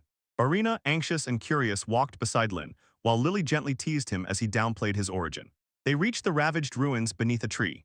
Barina froze, unable to believe that once stood the house of Lin's childhood. Lynx defended his past. Other adventurers avoided him, but solitary survival shaped his early years. He called Kaioke the family engine and the only companion who carried them through years of cold trials and struggle for survival. In the ruined shack, Link recalled cold nights, cheap food, and the warmth of Kielk that kept him alive. Barina quietly whispered something stunning into Lin's ear, trying to comfort him in her own way. Lily watched their exchange with interest, and unaware of the previous private conversation, offered to clean up. Frightened by the misunderstanding, Lint panicked and stubbornly demanded to find lodging, not letting Lily clean outside. Suddenly, Lily began to sing a spell. Her eyes closed in concentration, hands raised in a sacred gesture. A powerful wave of energy exploded around her. Linton Kielk was lifted up, caught by a black she. Lint, stunned by shock, stood while debris flew around. Pieces of earth rose unnaturally high. Barana clung frantically as the distance between her and the solid ground increased. Giant roots burst through the soil, twisting upward as the tremors intensified and debris rained from above. Jagged spires erupted from beneath the earth roots, and stones intertwined into a towering, monstrous structure. Dust clouds rolled outward, trees bent under the pressure, and before everyone stood a huge edifice. Barana admired the transformation, while Lily explained that this was a practical application of resurrection magic for creation. Gil descended from the skies with wings spread, and Barana waved her hand, thoughtfully wondering if she would recognize their home. Everything was ready for Gil. Next to the new stone house, a soft bed was already waiting for her. Excited voices echoed in the mansion as Barana slid down the banisters with wild energy. In the corridor, everything matched down to the smallest detail. Barana rushed forward. She was eager to inspect the bedrooms. Spacious interiors impressed everyone. Maintaining it seemed difficult, but they agreed to manage for now. Barina jumped on the bed to check if it was fluffy, and suddenly fibers rained down behind her. The tension instantly vanished. Lily and Baron rushed at Lint, showering him with unexpected tenderness and chaotic closeness. Curiosity mixed with boldness accompanied Lily and Barana as they led Lint to the bathhouse with a crystal wall. Steam filled the room. Behind the fogged glass, two women playfully teased him, enjoying how increasingly uncomfortable he became. The flirtation intensified. Barana crossed boundaries, urging Lily to join, and the tension between them only grew. Doubts melted away when shame met foreign gazes. Lily responded shyly, pressed by the pressure of the moment. Inside, nervous unrest grew, torn between restraint and invitation, and finally he took a step forward toward them. Steam clung to their skin, tension swirled in the air, and closeness turned into something wild and overwhelming. Surrounded on both sides, Lynch struggled to maintain control as desire turned into vulnerable submission. Lily pressed even harder, teasing Lynch's weak spot lightly and confidently, and Barana caught on and the balance began to spin even more intensely. When stronger waves of attention surged over him, Lint barely managed to utter a word before both women broke his last resistance. His strength faded amid held breaths and tremors, while pleasure remained as the women enjoyed their power. Lily boldly invited Lint, offering herself without hesitation and awakening new curiosity in him. She teased to the limit, but the feelings grew deeper. Between challenge and tenderness, vulnerability briefly emerged. In that vulnerable moment, Lily lost her calm. She was overwhelmed by sensations she could barely contain. With every movement, the pressure increased, breathing became ragged, and Lily succumbed to the intense heat. No one had yet recovered when Barana immediately claimed him possessively, showing who was in charge, and Lily gasped, barely restrained herself. Barana boldly, without shame, offered herself, inviting Lint to fully test her limits and expectations. Tension rose as Lily broke the moment, adding playful chaos to Barana's calculated confidence. Lily pushed boundaries with teasing control, relentlessly and thoughtfully exposing even Barana's hidden vulnerability. The tension between them flared, the dominant role shifting, as revenge and mischief overcame their mutual restraint. Although they competed, their movements merged into one rhythm, their bodies trembled together, and the tension finally burst into a shared, inevitable release. All three simultaneously reached the limit. They were overwhelmed by shared tension and a peak of energy. A brief pause came, and pleasant warmth returned as they tenderly cared for each other. Calm did not last. Desire flared again, and ended Lint's first night with uncontrollable waves of passion. The morning sun gently caressed the castle walls, and the birds cheerfully chirped above the nobleman's private chambers. Linda slowly woke up, tightly pressed between the tender embraces of Lily and Marina, who slept curled up like a cat. Memories of their burning union brought back that exhausting night of passion that replaced hunger and sleep. The devout innocence of Lily concealed her bold desires. Lintz now understood why people called her a saint. Barina suddenly shifted, pulling Lin out of his thoughts, and Lily pressed even closer. She did not want to let go of the morning warmth. Suddenly Barina, not fully awake yet, gave in to instincts and with unexpected boldness woke Lint. Later at the table, she proudly served forest eggs, and together they defended their unusual breakfast habits. Lynch cheerfully cooked for both women, hiding his fatigue and joking about their meager food supplies. In response, the girls teased him, saying they could not cook at all, and laughed at his grumbling. When they realized how huge this estate was, they decided to hire people to handle daily chores and take care of security. Lily imagined a blooming garden and insisted that they hire a skilled gardener to beautify the estate. Barina suggested a housekeeper she trusted, and everyone enthusiastically planned their dream home together. Later that day, Lynch set out on a reconnaissance outside, while Barina carefully examined Lily, checking her condition after the last battle. Joking about heavy burdens, Barina teased Lily, and she smiled, reminding them that she could still fly effortlessly. Lynch took the back trail, wanting silence away from other adventurers, even if it was unnecessary. Lynch sincerely valued their cooperation, and Barina eagerly hoped for decisive action, unaware that there were no monster tracks nearby anymore. The beast sensed Lily's divine aura and instantly hid her presence as the Holy Mother frightened it. Together, he stopped near familiar ruins and proudly showed the place where he found the Book of Stars. A strange emptiness spread along the forest path. Barina felt that something was hidden here, and she was gripped by anxiety. Lily suspected that it was magical concealment, possibly related to the power of the book, or some artificial camouflage spell. She explained, resonance is something that only the one chosen by the Book of Stars could notice hidden entrances. They cautiously approached the cave, their hearts tightening, not knowing what awaits them in the dark passage of the ruins. Magical light illuminated the path and clearly indicated that no beast was hiding in the ancient cave. Barina's animal instincts awakened, and she felt embarrassed, while Lily teased her, laughing that she was behaving like a true werebeast. Recently, Barina noticed strange symbols on the wall, stretching in a row they could not be read due to the dark coating. The wall was covered in blood, and the first messages revealed how many books were there, where they were, and why. Details were lost under the dried blood, probably intentionally, yet they still moved on without clear answers. In the collapsed chamber, Lint pointed exactly to the place where he found the boo. Last time, scattered pages covered the floor and no one noticed. They gathered as many fragments as possible together. The suspicious content instantly raised Lint's alarm. Some pages might contain obscene material, and this caught everyone by surprise. Piles of pages awakened curiosity, and not knowing where they were from, Lynx immediately started reading. Barina showed the fruit dynamite. Lint shuddered, remembering how dangerous it was during previous meetings. With quick, skillful movements, she expertly cut the dangerous fruit and proudly laid out its pieces. Lily watched the symmetry with admiration, teasing Barina, who, as always, brushed off the praise sharply and a bit embarrassed. Among the notes were familiar ideas and new training methods that instantly sparked Lynn's interest. Although Verena and Lily had their own copies, they could not read Lynn's version of the book. Each version seemed unique. Verena was clutching the Book of Battle while Lily held the Healing Book. Lily spoke about the theory of compatibility, and only those whom the book deemed worthy could comprehend its true, hidden essence. Lint realized that due to missing pages, he hardly understood anything, and perhaps his find was more fate than chance. Clues scattered among the ruins indicated that others had already come here, so even more secrets were hidden. Evening fell and Lynx paused his research, planning to think a bit after tomorrow's mission. In the distant capital, the guild agent handed over his completed report to the command. Lord Barin received these conclusions. He was seized by vivid curiosity. What does this mean for the Book of Stars? Near the forest, the beast's activity sharply declined a hint that a powerful adventurer might be nearby again, possibly Vylon. Lintz's growth was noticed, and Buren prepared to inform Lily, expecting her group to react swiftly. Lord Barim challenged Lint to become a stronger tamer and only then return to him. Their new adventure required them to retrieve a jewel from the tightly guarded nest of the queen red ants. Baron confirmed, when Ronan and his group act together, they can become deadly dangerous, significantly increasing the risk of our mission. Lintz nervously tried to tame the little ant, not knowing how to immediately gain its trust. Suddenly, he was overwhelmed. Lintz felt hundreds of ant minds merge and simultaneously flood his consciousness. The powerful first strike of Marina weakened the ants and allowed Lintz to begin taming the entire swarm. Bargaining with unyielding confidence, Lintz demanded that the queen give her red gemstone in exchange for the colony's protection. From the shadows appeared the enormous ant queen, her presence colossal, and silence fell over the tavern. With respect, she handed Lintz the precious stone, seeing in him the strength to keep his word.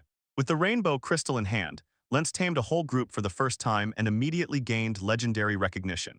After the exhausting desert heat, the group finally found an oasis and refreshed their weary bodies. While they bathed, playful teasing intensified, and tension grew from their close proximity. The girl was the first to touch, pulling him between them and turning relaxation into something much more intimate. Under the pressure of feelings and tension, he lost self-control, and their encounter ended in a moment of release. Before he could recover, a sudden whirlwind tore him away and threw him into the next unpredictable trial. While the girls remained wrapped up, Link dared to step out into the icy storm, trembling in his light cloak. Standing against the blizzard, he prepared for battle, knowing that this adventure demanded full readiness to adapt. When his allies were bound or exhausted, he summoned inner strength to compensate for their absence. Even the loyal Ice Wolf Goru fought desperately against the cold as enemies emerged from the shadows. Surrounded by a pack of wild ice wolves, Lint had no choice. He had to face them alone, single-handedly. Flames roared around him as he charged forward, engaging in a fierce battle with the ice wolves. An overly aggressive strike could break control, so in such frenzied clashes, precision became crucial. Heavy blows rained down, but control wavered, and his strength alone was no longer enough to effectively tame the enemy. Under pressure, his cautious steps turned back. He maintained his posture, though beasts swarmed around and unbearable cold suffocated him. Though his strength fell in the icy cold, the experience and spirit instilled in him helped him continue fighting side by side with Kagaburo. Dropping his weapon, he changed tactics, realizing that brute force could destroy what he sought to gain. Facing the fiercest wolf, he firmly stood his ground, flames rising with renewed determination to engage in hand-to-hand combat. One decisive precise strike landed cleanly, knocking the beast unconscious and not damaging its precious icy fur. Relief washed over them after the success. Teammates celebrated, and the fallen wolf twitched a sign that it would no longer resist.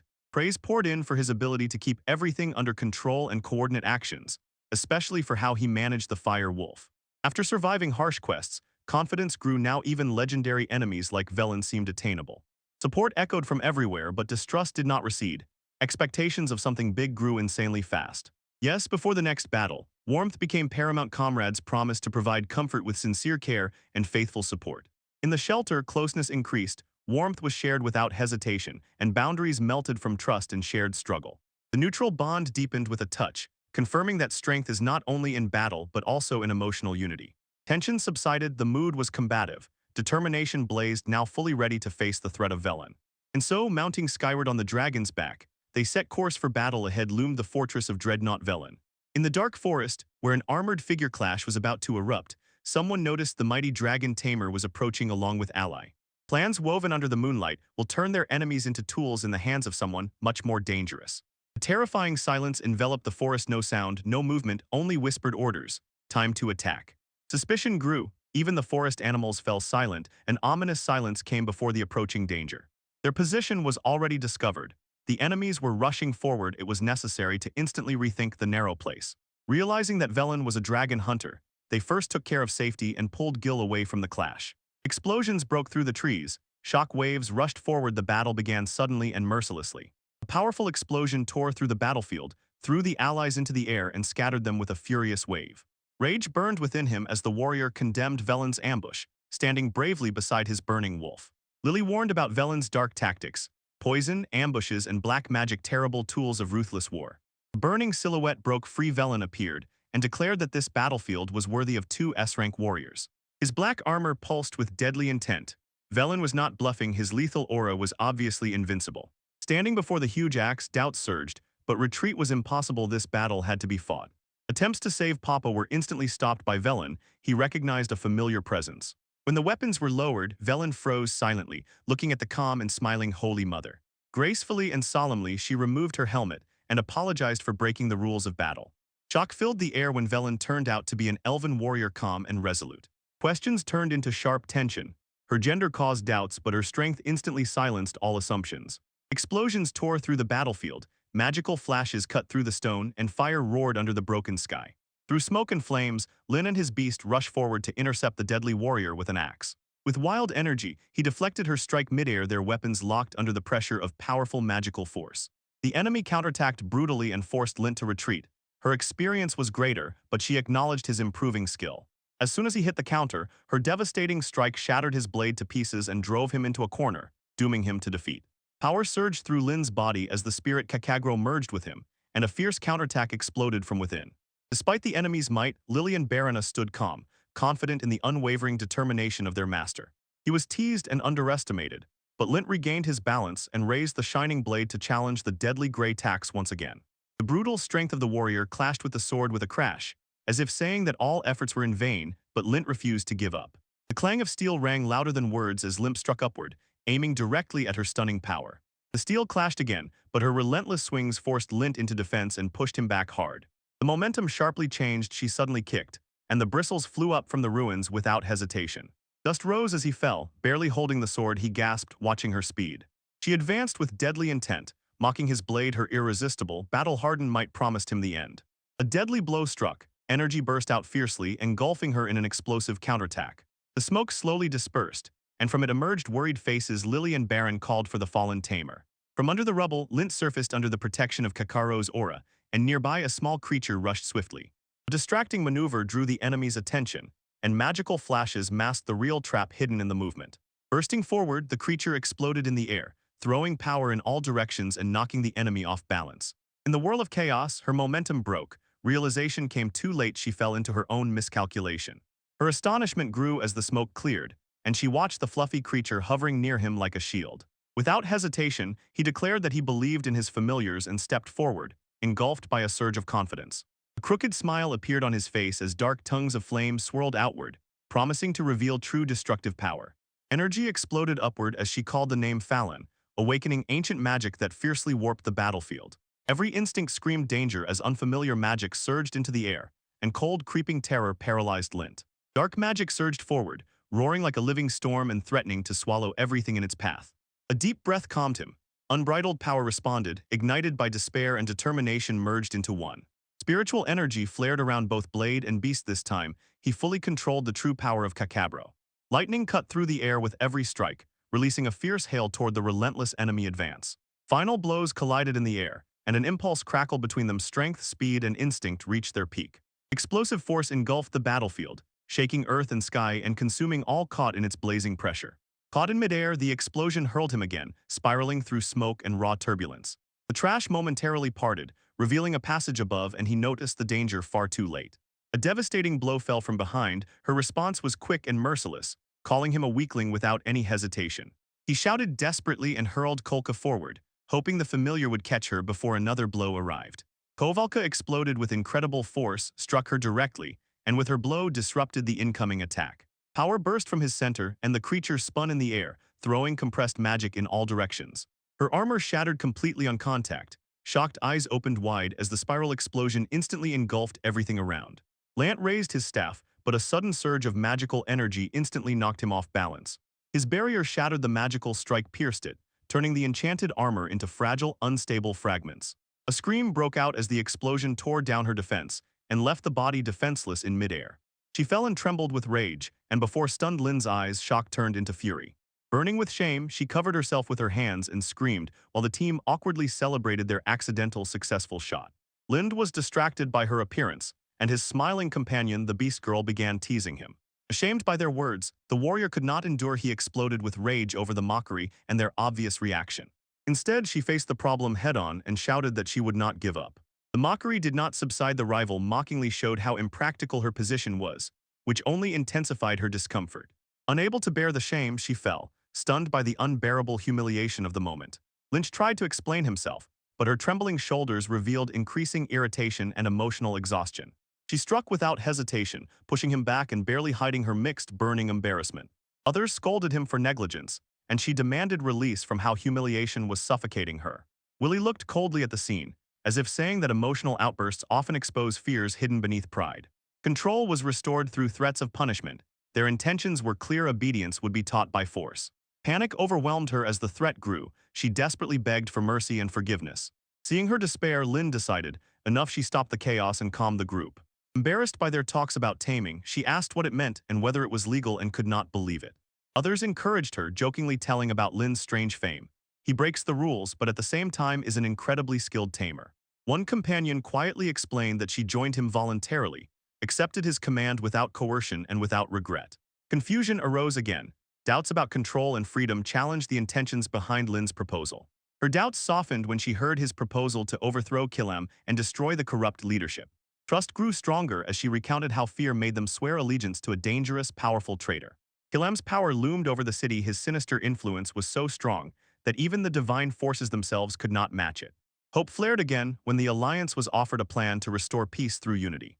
Wings unfolded behind her, and she proudly introduced Lint as their leader under the protection of the gods. The power that grew from their bond stunned everyone, especially the warrior who sent divine energy and awakened it. Encouragement ignited a spark of hope. United, they believed it would be possible to reverse the course of this crisis. Confidence wavered, but firmness came along with mentorship and taming.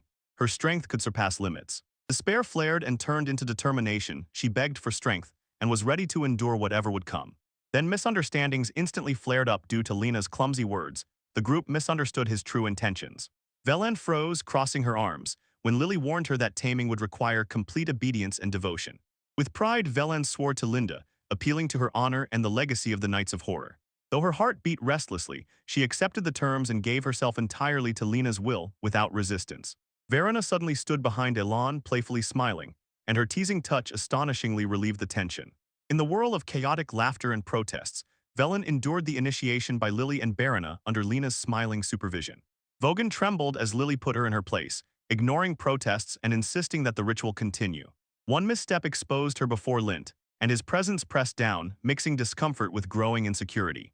Despite her pleas, the ceremony dragged on, confusion and vulnerability intertwining under the pressure of the imposed ritual. Verena and Lily intensified the trial. Their actions overwhelmed the lawn more than she could imagine or control. Surrounded on all sides, Velen gasped for breath. Her body was overwhelmed and her mind spun from the strong surge of sensations. Velen trembled under the weight of mysterious energy, and her heart wildly pounded from the stunning sensation. Lynn approached gently, asked for permission, while an unspoken trust and shared emotional vulnerability grew between them. As passion flared, Lily calmly intervened, reminding them of the sacred rites they still had to complete together. Torn between burning desire and strict ritual, Velen hesitated under Lily's command to surrender fully and willingly. Lily's gaze demanded submission, pushing Velen to once again allow himself to be vulnerable under the quiet gaze of the moon.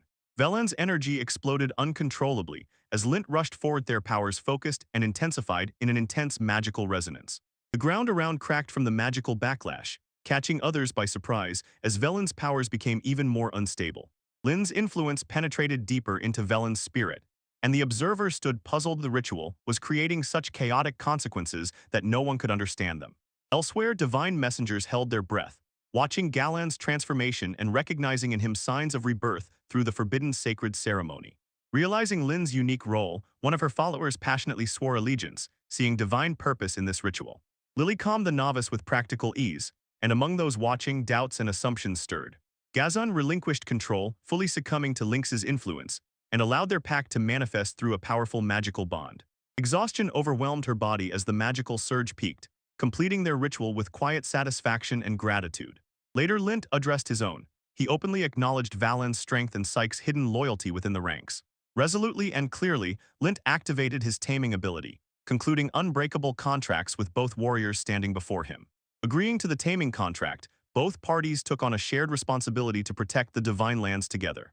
The morning light revealed a tough full suit, and the bond between the unexpected allies suddenly became tangible. With new determination, alliances were forged, and mutual respect strengthened under sacred vows and common goals. Light teasing flared around unfinished business. They exposed Velen's awkwardness and showed how easily others treat boundaries. Caught off guard, she flared up, and comrades mocked her embarrassed, overly formal manner. Surrounded by teasing comrades, Velen struggled with her last strength to keep calm as laughter unexpectedly spread around. The group did not notice how, amid the scorched battlefield they considered clean, something evil stirred. Irina clung to Lint, filled with growing tension, while Valen silently watched from below. Lily approached closer, gently teasing as Irina breathlessly reacted to Valen's touches and his tender persistence. Velen led Irina with a sly smile. Lily asked Lint to focus, and their bond grew deeper and stronger. Though exhausted, Irina clung on while Lint and Valen moved together, and Lily trembled with anticipation.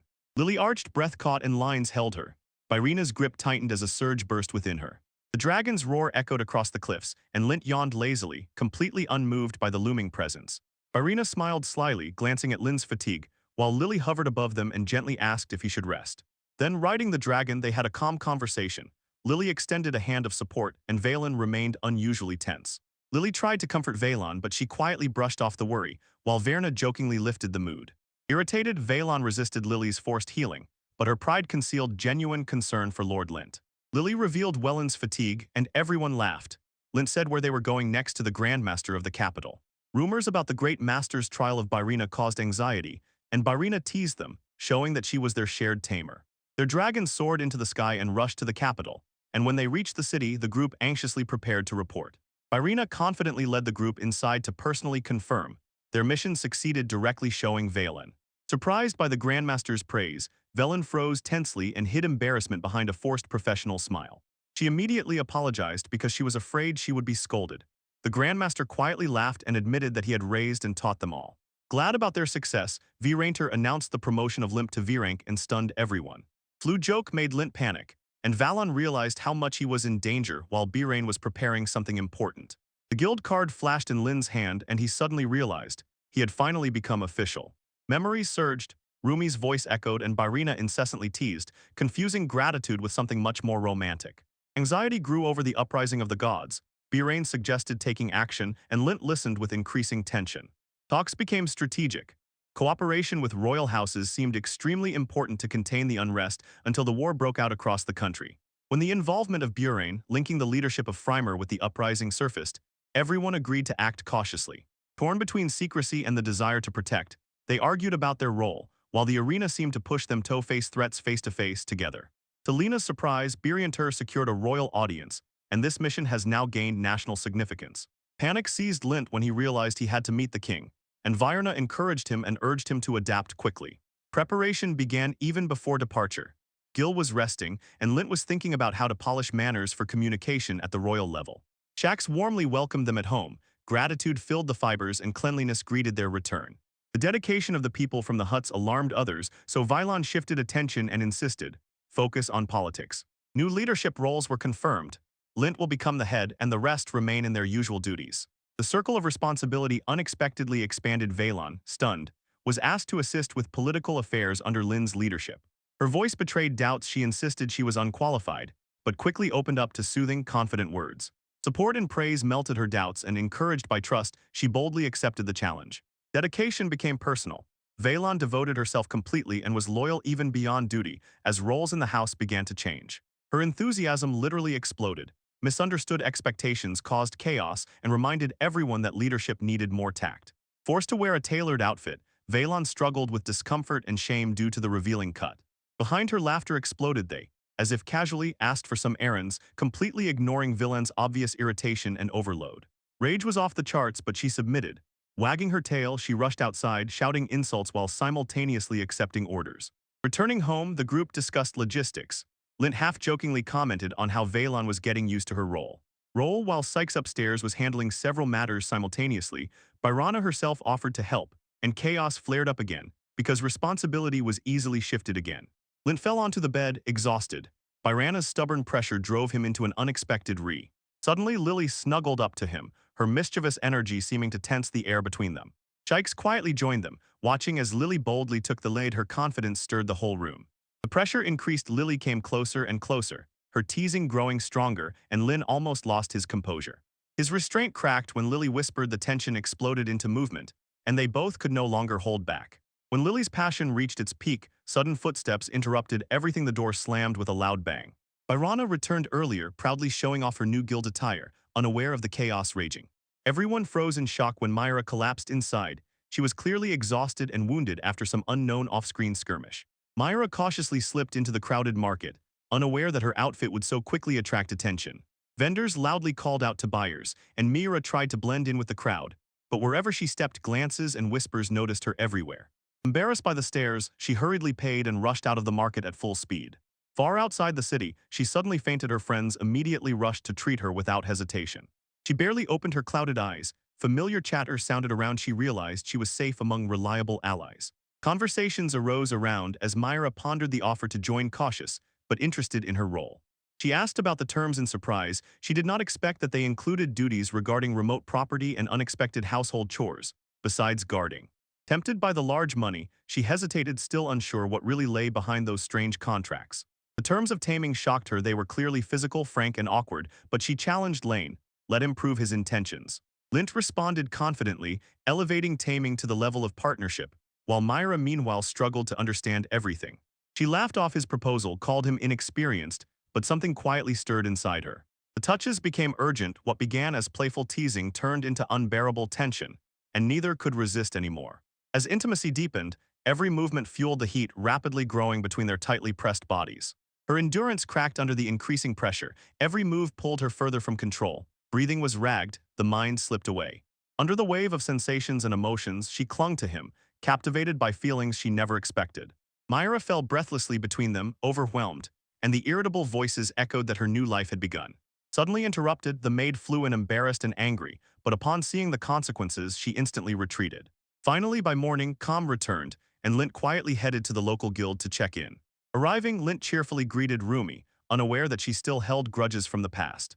Holding papers in her hands, Rumi scolded him for the long absence. It was not so easy for her to forgive new comrades.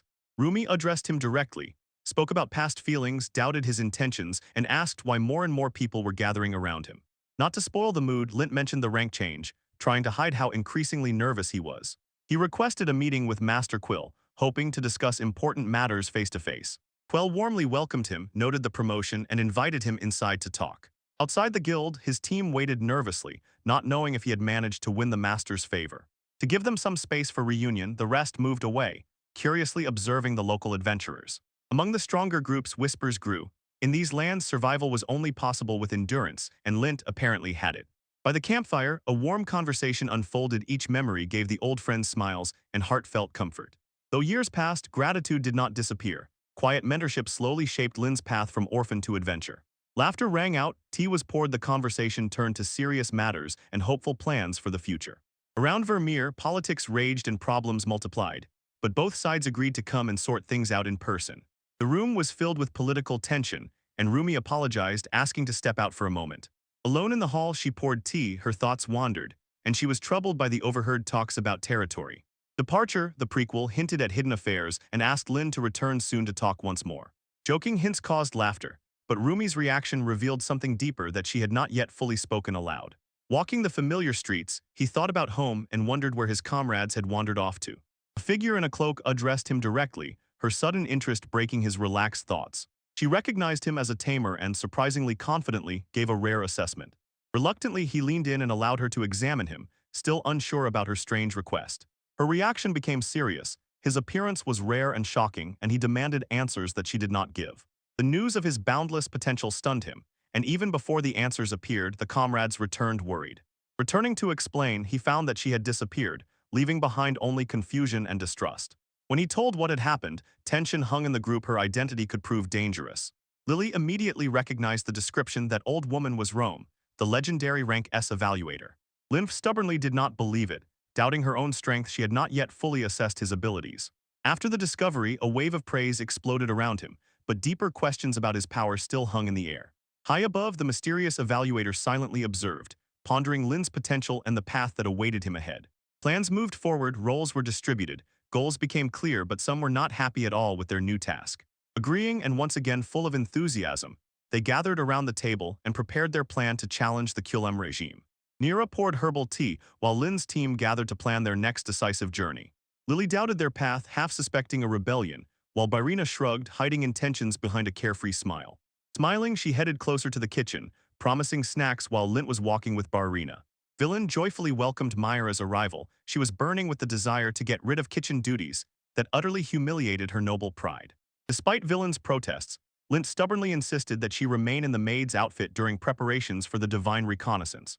Vylon warned, even ordinary inhabitants of the land of gods possess C-rank power. Then Lily, worried about Kelami's influence, anxiously asked Gazan to tell her in detail about his dangerous dark magic.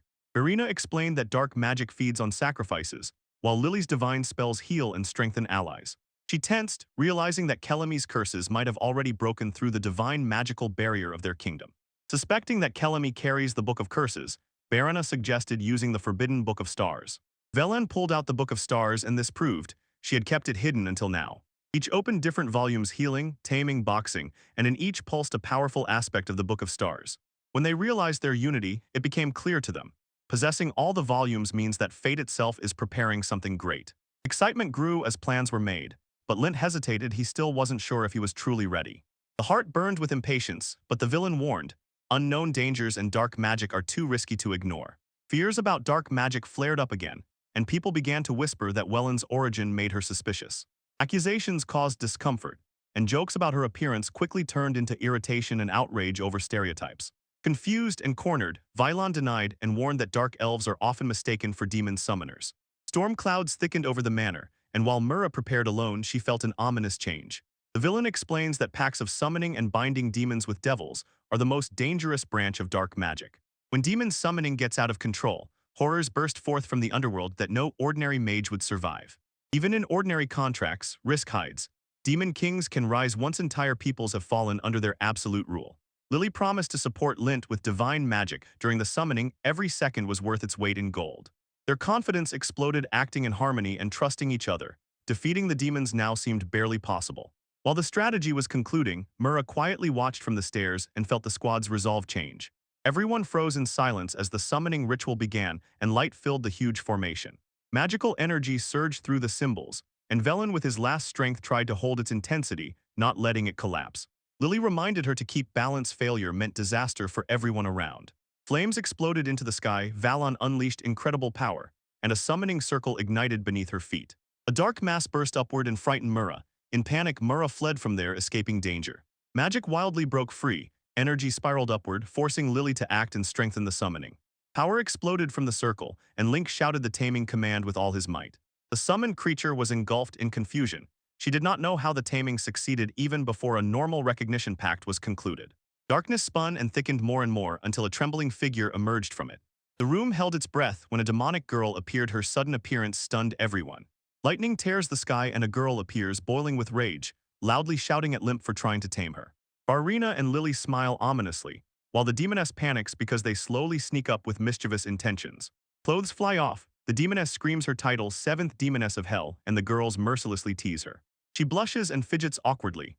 Lillian Barana jokingly examines her outfit, calling it scandalous and too revealing.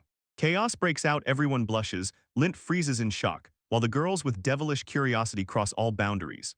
Playful chaos continues. Barrina and Lily declare friendship, and pull the demon girl into an astonishing personal intimacy.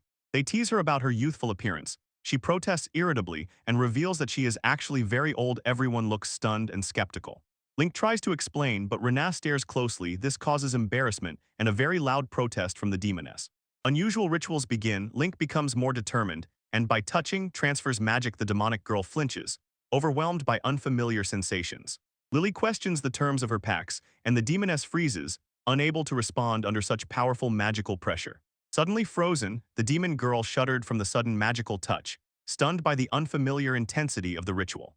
Barrina continues to probe the girl's weak spot, discovering her sensitivity with teasing gestures and magical body language.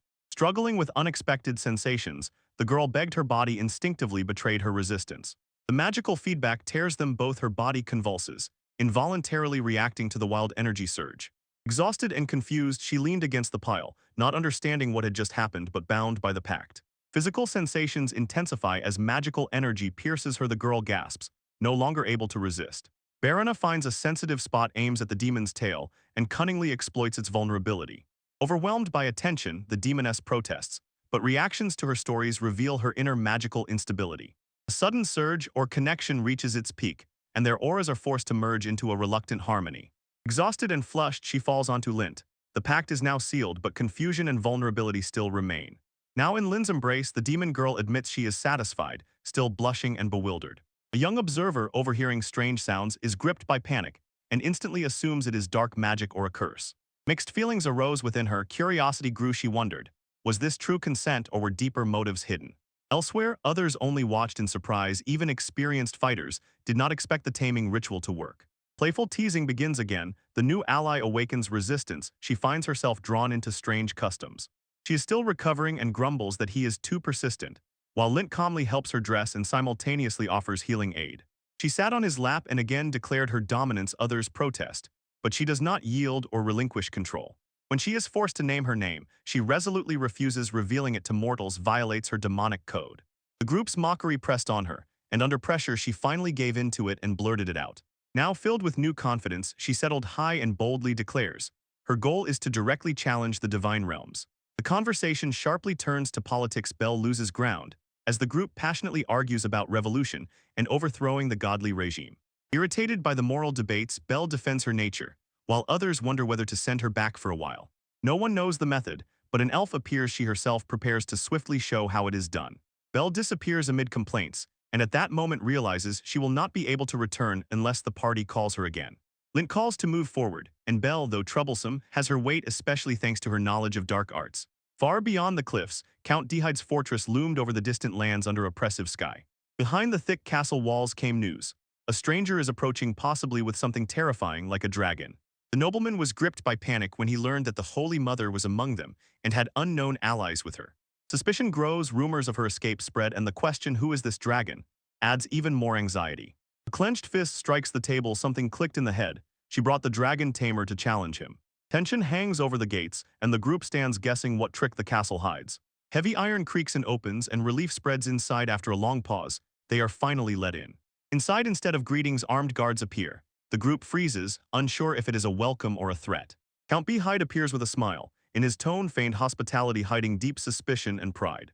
Stone towers loomed overhead, and the nobleman met Lily's sudden arrival with ostentatiously suspicious politeness. Pretending to be hospitable, the noble invited her to his estate and praised the banquet, though he actually had modest means. Before Lin could respond, the nobleman sent off his companions and insisted that only Lily be allowed inside. Rage flared when Baron and Lily resisted the nobleman humiliated them both, especially Lin, the simple tamer. Spitting with disgust, he declared that Tamer was unworthy to set foot on his land hatred barely restrained. Link stood firm, throwing the city's arrogance in its face, and proclaimed Lily and Baron as his companions. Baron grumbled in irritation, and Lily prepared herself both were ready to overthrow this arrogant nobleman. He smiled as a pack of beastly comrades appeared behind him, and the enemy city froze without words. With incredible strength, Lily delivered a powerful blow while hell raged outside the castle dragons were attacking. Mounted on tamed beasts, Lin's group triumphantly flew away, mocking the city's defeat and savoring deserved pleasure. Still sitting on her terror, the company laughed at the consequences, almost feeling no guilt for what was done. Barini apologized for losing control, and Lily and Lent smiled and calmed her with praise. While they discussed the Count's hatred, Lily linked his cruelty to how Fremera treats the post. They decided to leave the judgment to the king, and strictly restrained themselves before the solemn royal audience. A magnificent castle city arose, and their dragons circled and descended to the ancient palace square. Lint wholeheartedly thanked Master Brisserin, while Barona doubted whether the gift was appropriate. Walking, Barona indifferently told how she brought Bessard to tears. He laughed, and clearly did not dare to ask. Their path lay through grand corridors lined with statues, where royal guards awaited a special audience. Finally, they entered the magnificent, luxuriously decorated throne hall where nobles and courtiers had gathered. In the palace, the bells rang, the air became solemn, everyone held their breath in anticipation of the long-awaited arrival of the king. Barona joked that she stood out a lot, and Link smiled and reassured her appearance perfectly suited the audience hall. Although he was nervous, Lint found comfort in friends and received advice from Bessarin about royal expectations. The nobles signaled for silence while Lent calmed down, and he quickly exchanged a few words with his pocket companion. Standing above the hall, a suspicious nobleman looking through a spyglass confirmed. This group matched Bessarin's early description of a strange traveler. Doubts deepened as whispers spread. One man, 3 women, and it turned out one of them was a cat girl. Whispers filled the hall as officials recognized Barina, Lily, and Wellen, all of whom were known in the capital. Everyone paid attention to Lint, supposedly the leader of B-rank, whose appearance completely contradicted usual notions of nobility. It turned out that King Scholar Lint was also a dragon tamer. This stunned everyone, and they immediately rushed to prepare a celebration. While the group waited, Lint teased Barina, unaware that Kilke was about to cause sudden royal chaos. Kilke shot out of the pouch and rushed down the corridor, leaving panic and shattered doors behind. The stern silence of King Grint pressed on the group, and nervous sweat ran down Lint's increasingly tense face. Relief spread when Grint met them calmly, and QK proudly settled on his royal head. Giggles, Raint enthusiastically praised Kulk's fluffiness. Lint panicked while Barina watched her trainer argue with his unruly familiar. Barent revealed the origin of Kulk's slime. Grint froze in amazement, admiring Lin's rare power and her ability to transform into a summoned beast. Excitement grew. Grint asked for another spectacle. Lent hesitated a little, then prepared to summon a mighty royal fire shield. Grant held his breath with joy as a summoned fire wolf appeared before him. He was enchanted by its majestic fiery form. Stroking the creature's head, he admired its heatless flame and praised its spiritual, divine aura. Everyone was gripped by anxiety about taming such a beast, but Burrent reassured everyone. It was fully under control. A wave of shock swept through when Grint learned that Lin's companions were also familiars, and his joyful admiration grew tenfold. Laughter echoed through Pelstomi, while preparations began for a lavish banquet in their honor. Exotic southern cuisine was served with pride. Rare birds were marinated and roasted in special spices and displayed prominently. Guests savored the luxurious feast, while Lily tactfully tried to discuss their true diplomatic purpose with Grimm. Her words hinted at impatience, causing Lint to feel uneasy and Balin across the table to feel silent tension. Grint answered sternly, recalling the political consequences of the situation with the Pope, and firmly said that there was no example with the lion. Without outright rejecting, Buren assured that he would not resort to violence, but Grinkt was not diplomatically convinced and remained steadfast. Grint softened his tone and proposed unofficial cooperation, encouraging acting as individuals rather than formal representatives. They prepared a sacred pact, recorded by divine authority, to bind all parties with common terms. Raising their hands in agreement, both sides concluded a non-aggression pact and promised to pursue common goals together without hindering each other. Wings flapped in the sky as Lin's group set off, once again leaving the capital behind. Watching from afar, Burent predicted that Lince's rise would continue. Youthful strength promised to change the world. Pearl, memories of youth made everyone laugh, as the elders recalled the burdens they once bore in their younger years. Flying over distant expanses of the sky, the group confirmed their next goal to defeat Calum after gaining royal support. Jokes about rest and household chores slightly eased the tension, but everyone remained focused on preparing for what awaited us. Steam clung to the air, tension grew. Lint held command, their wills rapidly crumbled. Dorina clung tighter, instincts flared within her, Lily's gaze lingered, and the voice begged not to fade. Lint clung and firmly embraced Lily's waist. Their breaths merged, desire overcame restraint, and she surrendered completely. Velen stepped forward without hesitation, her challenge blazed boldly, testing strength and renewed spirit. Despite defeat in the previous fight, Velen now fought for her pride, unwilling to admit defeat in this trial. Emotions surged, tension grew despite fatigue, no one yet wanted to retreat or yield. Outside under the moonlight, footsteps hurried. The night was not over, someone was approaching, disturbing the lingering energy. A stern voice sounded through the window, shattering the calm and suddenly breaking the morning silence. Mira's appearance startled them. Everyone moved, forgot about rest, and half asleep met her reproach with sleepy faces. Chaos erupted around when Mira sharply pulled the sheets. Complaints poured out, but cords demanded immediate attention today. During breakfast, tension increased. Mira suddenly snapped. Accusations flew, but household matters and boundaries still had to be respected. Mountains of laundry piled up, water steamed. Mira, exhausted by continuous work and chaotic burdens, questioned her life choices. Lynn's visit stunned her, and though she was teased, she admitted. Routine provided comfort and the salary had improved. They exchanged the latest news before departure. Mira hid anxiety behind a mask of confidence, remained graceful, and continued working. Although he was not sure of their return, Lint went calmly. Myra assured that everything would remain under full control. Myra froze and confessed to loneliness, and Lynn's words touched something deeper, while warmth slowly crept under the routine work. She teased, and suddenly it became intimate. She boldly leaned in, surprising him with unexpected tenderness born from an unspoken need. Embracing emotions surged, their bodies moved hastily, and no one tried to hold back. Myra clung tighter, overwhelmed by sensations, and thoughts blurred under the weight of the growing physical reaction. Breathing became ragged, the rhythm reached its peak when Myra lost control and gave in to everything she tried to hide. Myra's control finally broke. Her heart pounded wildly, she clung to him and everything inside poured out. Fatigue still hung in the air. She joked about laundry, Lynn apologized, and the tension gradually shifted to quiet calm. Before leaving, he reassured her. While the group was on the road, she would have full access and all responsibility. Others overheard and were no longer so indulgent. Jealousy burst out instantly, despite Lynn's attempts to explain. The departure was delayed again. Quarrels, laughter, and emotions intertwined and stole another 3 hours from them. They rode on beasts under the moonlight. Delays pushed them into unfamiliar territory, and it was already too late. Burena suggested setting up an ambush. Lily calmly objected, warning that the sorcerers closely patrol the lands of Kilimana. Lily knew that her return would not go unnoticed, and now even the smallest movement could give her away and attract the attention of the elite guard Kiliman. They crossed the air of the gods, darkness concealed danger, and a strange light in the distance caused anxiety. The blaze of the fire engulfed the forest and the village. Panic spread, innocent people rushed to save themselves. Chaos engulfed the burning city, and the question hung in the air. Evacuate the people or rush to defend against the flames. Valon felt unnatural energy. Dark magic was pulsing nearby. This confirmed that the forest fire was not an accident. Explosions tore the earth apart, and from beneath it emerged distorted creaturesque grotesque amoras forged entirely from a black source. Buildings crumbled under the scorching magical fire, and Gil swiftly prepared his beast to immediately drive away the monsters. Chammer was breaking through the flames, and Burena realized too late. They were not just burning trees, they were directly invading. Monsters trampled everything ahead, people screamed, and chaos was approaching. There was very little time left. Without hesitation, the team rushed into battle. Weapons ready are charging straight at the roaring bees. Birena's eyes sharpened. She jumped forward and easily cut through the armored jaw of the monster. Fragments rise into the air as she crashes into another monster and strikes its torso with incredibly focused force. Velen crashes into the battlefield, blocking the advancing claws, while Berina rushes towards the regrouping enemies. Secret creatures burst from beneath the ground, but Velen pierced them right in the air before more could fall on the group. With an electrified swing, Velen destroys the swarm, fire instantly devouring all the still living worms. Link shouted to his beast, flames burst forth, and he charged into battle without hesitation or fear.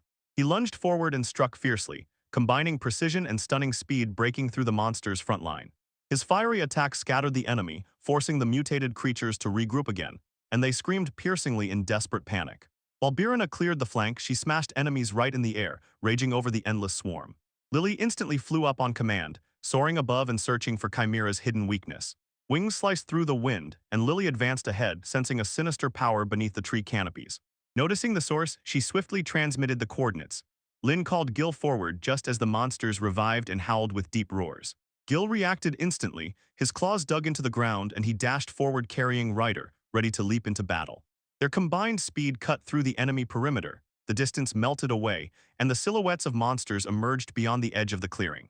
From above burst a gale of scorching flame that engulfed the entire distorted zone and ignited it with a continuous burning fire. Suddenly, the dark energy vanished. Confusion spread across the battlefield as the portal closed amid the splash. Tension did not let up for a step. There was no real resistance. They understood someone had arranged everything to observe their power. Rumors grew. Perhaps Kyle used disposable chimeras only to test what the Line's party was truly capable of. Suspicion increased. Valon's face darkened. He suspected that Helium had turned their captured allies into monstrous experimental weapons. An ominous laugh sounded nearby. Instinctively, they raised their weapons and bodies stirred. The danger was closer than expected. A dark vortex grew above them and a voice sounded, addressing Lily directly as the Holy Mother. Eyes narrowed with tension. Finally, the long-awaited figure appeared, and his gaze immediately fell on her without hesitation. The figure in the shadow proclaimed the fall of the despotic Pope and called her to return to the sacred homeland of God. The request turned into a demand. He stretched out his hand forward and smiled eerily, and Lynch screamed the name Killam in horror. Suddenly, a powerful burst of energy erupted from her hand, passing through his hand before he could react or retreat. The sudden counterattack of Killam exploded wildly. Lynn had to cover Lily so that she would not take the direct hit of the blast wave. The blades clashed in the air. Byrina and Valon rushed forward, forcing Killian to openly acknowledge their strength. A mocking laugh sounded. The flames swirled. He recalled old betrayals and exclaimed that no one could defeat him anymore. Rage flared in Valon's voice. She rushed forward to put an end to Killam's arrogance once and for all. The course of the battle sharply changed. During the charge, she was struck by a devastating explosion and thrown back, and Lynch shouted her name. Lily stood proudly, wings spread, unwilling to yield, while Killam mocked her growing determination. Accusations and ideas collided. He claimed to have divine favor, and she rejected distorted visions fueled by absolute power. Killam dissolved into the shadows, leaving behind a final challenge, while Lynch shouted after him in vain.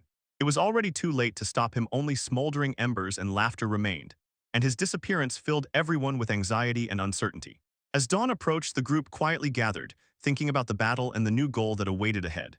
Crowds gathered under the rising sun, and the heroes stood silently, watching the survivors approaching from below. The peasants fall to their knees, their hearts overflowing with emotion. They praise their salvation as divine intervention from the heavens. Surprised by their respect, Lind panicked for a moment until Lily stepped forward, ready to address them with grace. Wings spread to the sides, she shouted confidently, and the people immediately recognized her as their true savior. Pronouncing her name Lily Nishalu, she explained why they were here and united hearts to prepare for the treacherous return of Killian. Lily Nishil introduced Lin to the people, declaring him a holy guide from the heavens. The villagers rushed to Lent, begging for help. A mother pleaded with him, "Heal my daughter." Gracefully raising her hand, Lil Mitchell called for prayer. Everyone knelt down and quietly whispered words filled with hope. The wings shone brightly. Lily Nishil uttered a divine spell, and powerful healing magic spread over the wounded. Joyful cries sounded, burns disappeared, tears dried, and miraculously the villagers began to recover instantly. Rebuilt houses shone under the sun, divine magic reversed their destruction, and distrust settled in hearts. The winged saint, drawing all attention, entrusted the minister to spread the news about the miraculous chain. Surrounded by allies on both sides, Lind accepted his fate, becoming the new leader of God's land. In the great cathedral, priests gathered, tense over the news of the sudden movements of the Holy Mother. Gossip spread instantly. Lint seized power, and the leaders shouted that the Holy Mother had lost her mind. Unfazed by the guards, the figure in ropes entered, causing both doubt and arrogance among those present. Before the roaring crowd, the priest raised his hand and smiled as chaos erupted. Monsters burst through the gates, surged onto the square roaring, and the church orders completely shattered. Roaring Chimera horde gathered under the cathedral, quiet and waiting for orders from the priests above. From the balcony, the priests proudly praised the might of their army, creatures that were once weak, but had now become terrifying Ranka monsters. In ceremonial armor, the bishop smiled sinisterly and announced that Lena's faction would be swiftly destroyed. He raised his staff and commanded the loyal beasts to exterminate the heretics and restore divine power.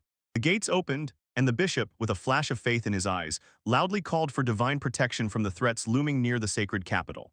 The monstrous army of bishops marched to the gates, and Lena's allies froze in the face of the threat. On Bella appeared the seventh demon of hell. He landed with a crash on Lint, and chaos rose nearby. Jealous tension exploded as Wayman and Byrina rushed against Bella, while Lily silently judged. Carr got irritated because of Lynn's hesitation. Belle doubted his determination, unimpressed by the peace surrounding them. With reckless enthusiasm, Belle rushed upward, ready to wreak havoc before Lynn could object. Past, without warning, Lim twitched Belle's tail. Igniting her fury, she retaliated with painful blows and loud cursing. Sitting together, the group exchanged ideas. Nearby were Kamara, possibly created through forbidden human experiments. Belle admitted controlling a chimera is rare magic. Hard to believe anyone nearby possesses such forbidden knowledge. The discovery shook everyone. Valen feared her comrades had transformed, while Belle, unflinching, suggested destroying them. Responsibility shifted, the violin trembled, Lily was only uncertain, and Lint was reminded again why he was called the Master. When all odds were against him, Lint realized his mission was to tame the enemy, not destroy it. Belle encouraged him, recalling how he once managed to tame her. Lily warned they could not help directly. Confidence filled everyone when Vyman promised protection. Lint calmed the group, resolutely prepared to face what lay ahead. Belle noticed the enemy's movement, and knowing Kamara lived shortly, predicted a swift and brutal fight. With weapons raised and steadfast hearts, they prepared to set out, and Lint shouted that this was their decisive moment. Belle infused magical energy. She filled Lint's body with power, although he was confused by human limitations in flight. The power surged into him, maintaining balance proved difficult. The body clumsily broke into unstable flight. While reinforcements ran up from both sides, Belle and Lily synchronously held him in the air with their magic. Speed carried them forward. Varina looked on with envy and demanded wings, mounting her armored beast. While Lint was getting used to flying, the team began working smoothly in the air, and others kept pace, joking about dragons and freedom. Flying overhead, the group noticed strange lights rising from beyond the horizon, and ominous silhouettes began to emerge. Belle voluntarily volunteered to scout the source. Linton Valen recognized it as black magic. She shot forward like lightning. Dark energy burst ahead, growing stronger with every moment. Kilame led the army of monsters, sitting high, eyes shining as countless footsteps echoed beneath him. The chimera noticeably gained weight. Belle warned the others. Lin's taming skills would face their toughest test. Belle was convinced. Kilame arrogantly sat on a stretcher, surrounded by chemers soaked in dark energy. The legendary magic book elevated his power to incredible heights, but the fragile control could completely consume him. The dark man broke free from Kalem's body, and even his allies doubted whether he would remain conscious and not go mad. Lint gave orders, everyone held their breath and tensed. This battlefield will decide the fate of both sides. A dark cloud thundered as the enemies unleashed volleys of magic towards Lin's flying group of beasts. Lily raised her staff, shouted, "Retreat behind the dragon's back," and simultaneously charged a counterspell. With piercing force, her spell burst forward, breaking the incoming fire and the enemy's wings. Valen summoned Kulk and trustingly relied on that fluffy creature, while explosions rumbled across the battlefield. Lin noticed a chance, pushed Lily closer, and she, without hesitation, released another blast and hit the target. The arena roared fiercely and unleashed a wild wave of power that tore through the enemy ranks. While chaos raged around, she flew into Lint midair, laughing and accidentally hitting him. Reforming their lines, Lint led the attack, loudly announcing their goal to expose Kalim and destroy his chimera.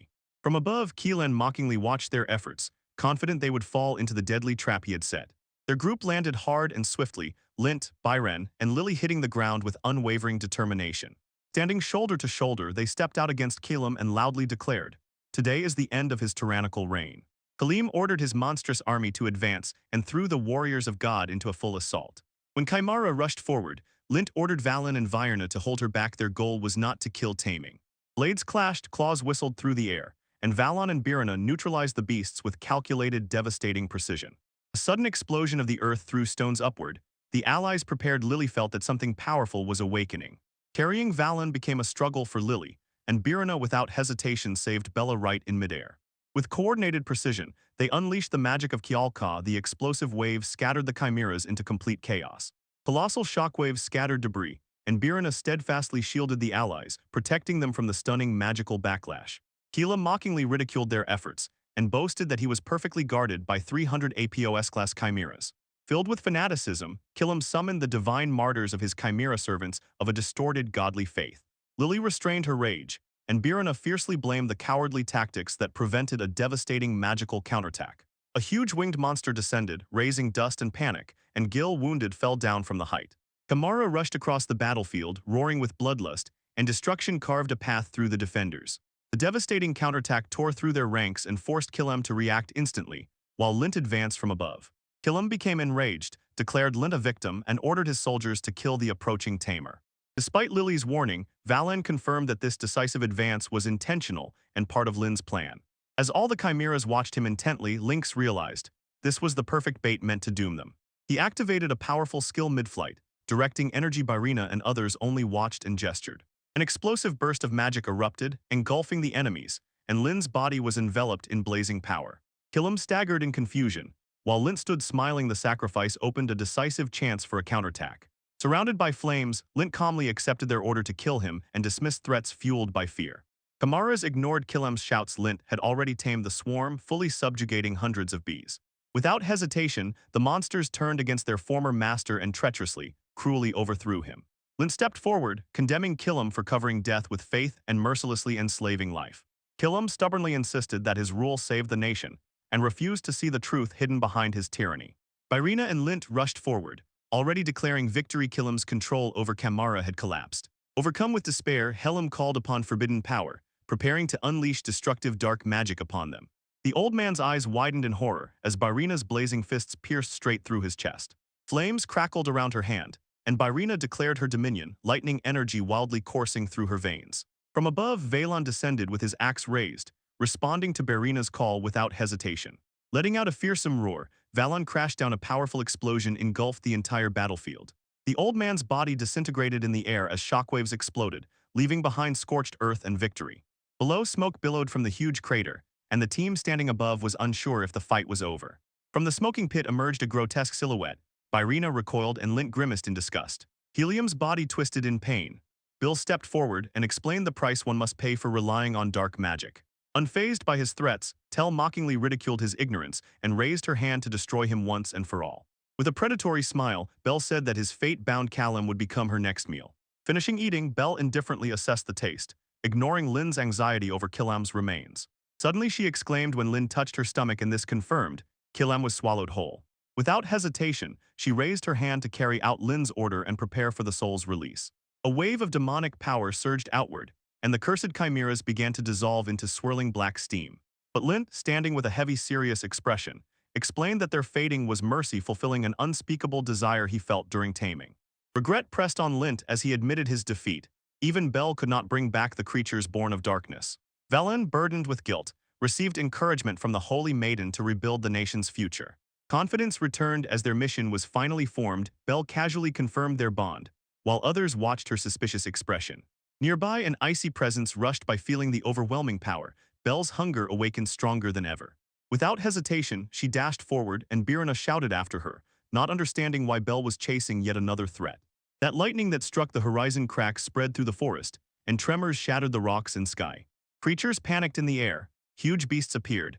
Lint calmly moved forward while others felt the presence of unusual forces. They stepped onto the torn field. Magic burst upward with wild force, and the sacred buildings tore from the ground. Destruction tore apart buildings, ancient towers collapsed, and holy relics soared into the sky, lifted by uncontrollable magical pressure. People panicked and scattered, the wind howled, debris flew everywhere, and the sacred city slowly turned into ruins. Shock ran through the group. A figure with dark wings silently watched as chaos engulfed the capital. Wind's energy wildly spiraled and burst into the sky. Belle saw that the scale of destruction far exceeded expectations. They realized that the city itself is a gigantic victim, distorted into a summoning spell that will bring an end to the world. The cursed artifact known as the Book of Stars has awakened its energy, and now it has gone out of control. All forces turned their gaze to the cathedral. Their only hope was hidden in the ruined heart of calamity. Flying through the debris, Belle pointed to the sky as the cracks widened, and a swirling darkness appeared beyond the clouds. The sky split in half. A portal to the demon realm opened, ready to unleash uncontrolled chaos. Demons burst out of the ruins of the cathedral. Lint shouted that Starbuck must be sealed immediately. Explosions thundered across the towers, smoke enveloped the roofs, and the distorted cathedral bent under the relentless hellish pressure. A wave of black fire shattered the cathedral walls, and Lin resisted to stand against this fierce force. Belle broke free from the flames, tossing Lin into the sky as the city below them crumbled. Above the carriers, Lin saw Belle hovering in the air, and from the swirling chaos emerged a gigantic, terrifying silhouette. Countless famous heads writhed in the smoke. Lin realized that the creature threatening the city was far more dreadful. Belle warned him that the creature sought to break through worlds, dragging its core into the demon realm. Lily stepped forward, calmly reciting a spell and firmly declaring that her magic could sever the beast's energy from within. Although Belle and others doubted, Lily explained that the city barrier could weaken dark magic. Her voice sounded a stern warning. Even sacred spells might not withstand creatures taking on chaotic forms. Destruction surged outward, roofs vanished beneath its jaws, and Lily watched, calculating the moment to strike with. Without hesitation, Lily rushed forward, her wings flared, ready to face the demon before it consumed everything. Orders tore through the air as they sprang into action, and each fighter was assigned their role without hesitation. They rushed headlong into battle, their coordinated strike meant to tear apart the dark mass of creatures that was regenerating. Weapons clashed, allies attacked from flanks on both sides, pressing relentlessly, trying to break a gap in the defense. Baron stepped forward, dashed with incomparable speed, the blade gleamed under her focused gaze. Power gathered in her swing, she unleashed a destructive strike meant to pierce even demonic scales. A direct hit cut through the enemy's skin and burst into a flash of burning fragments. Verena caught the momentum, and her strike landed just in time. She plunged into the very heart of the explosion. Above the smoke, Belle and her dragon spewed flames to scatter the upper part of the monster. While chaos raged below, Lily calmly rose, preparing holy light to cleanse the defiled sky. Divine energy condensed above her as she slowly exhaled, invoking ancient magic rooted in celestial laws. Light cascaded from above, illuminating the swollen body of the beast that reared up in pain. Verena rushed forward, racing along waves of energy that sliced through the black tentacles of the regenerating creatures. Holy light struck the desecrated shadows, pushing the dark mass of the creature further and further toward the horizon. While Lily held the barrier, Baron felt something strange pulsing deep in the monster's shifting heart. Suddenly, a dazzling flash exploded and caught Lin's group by surprise, while a new form began to emerge. Despite all their efforts, the distorted body began to regenerate. New tentacles grew from the thick smoke. Lily's barrier wavered under the pressure, black veins cutting through her light as darkness fiercely pushed it back.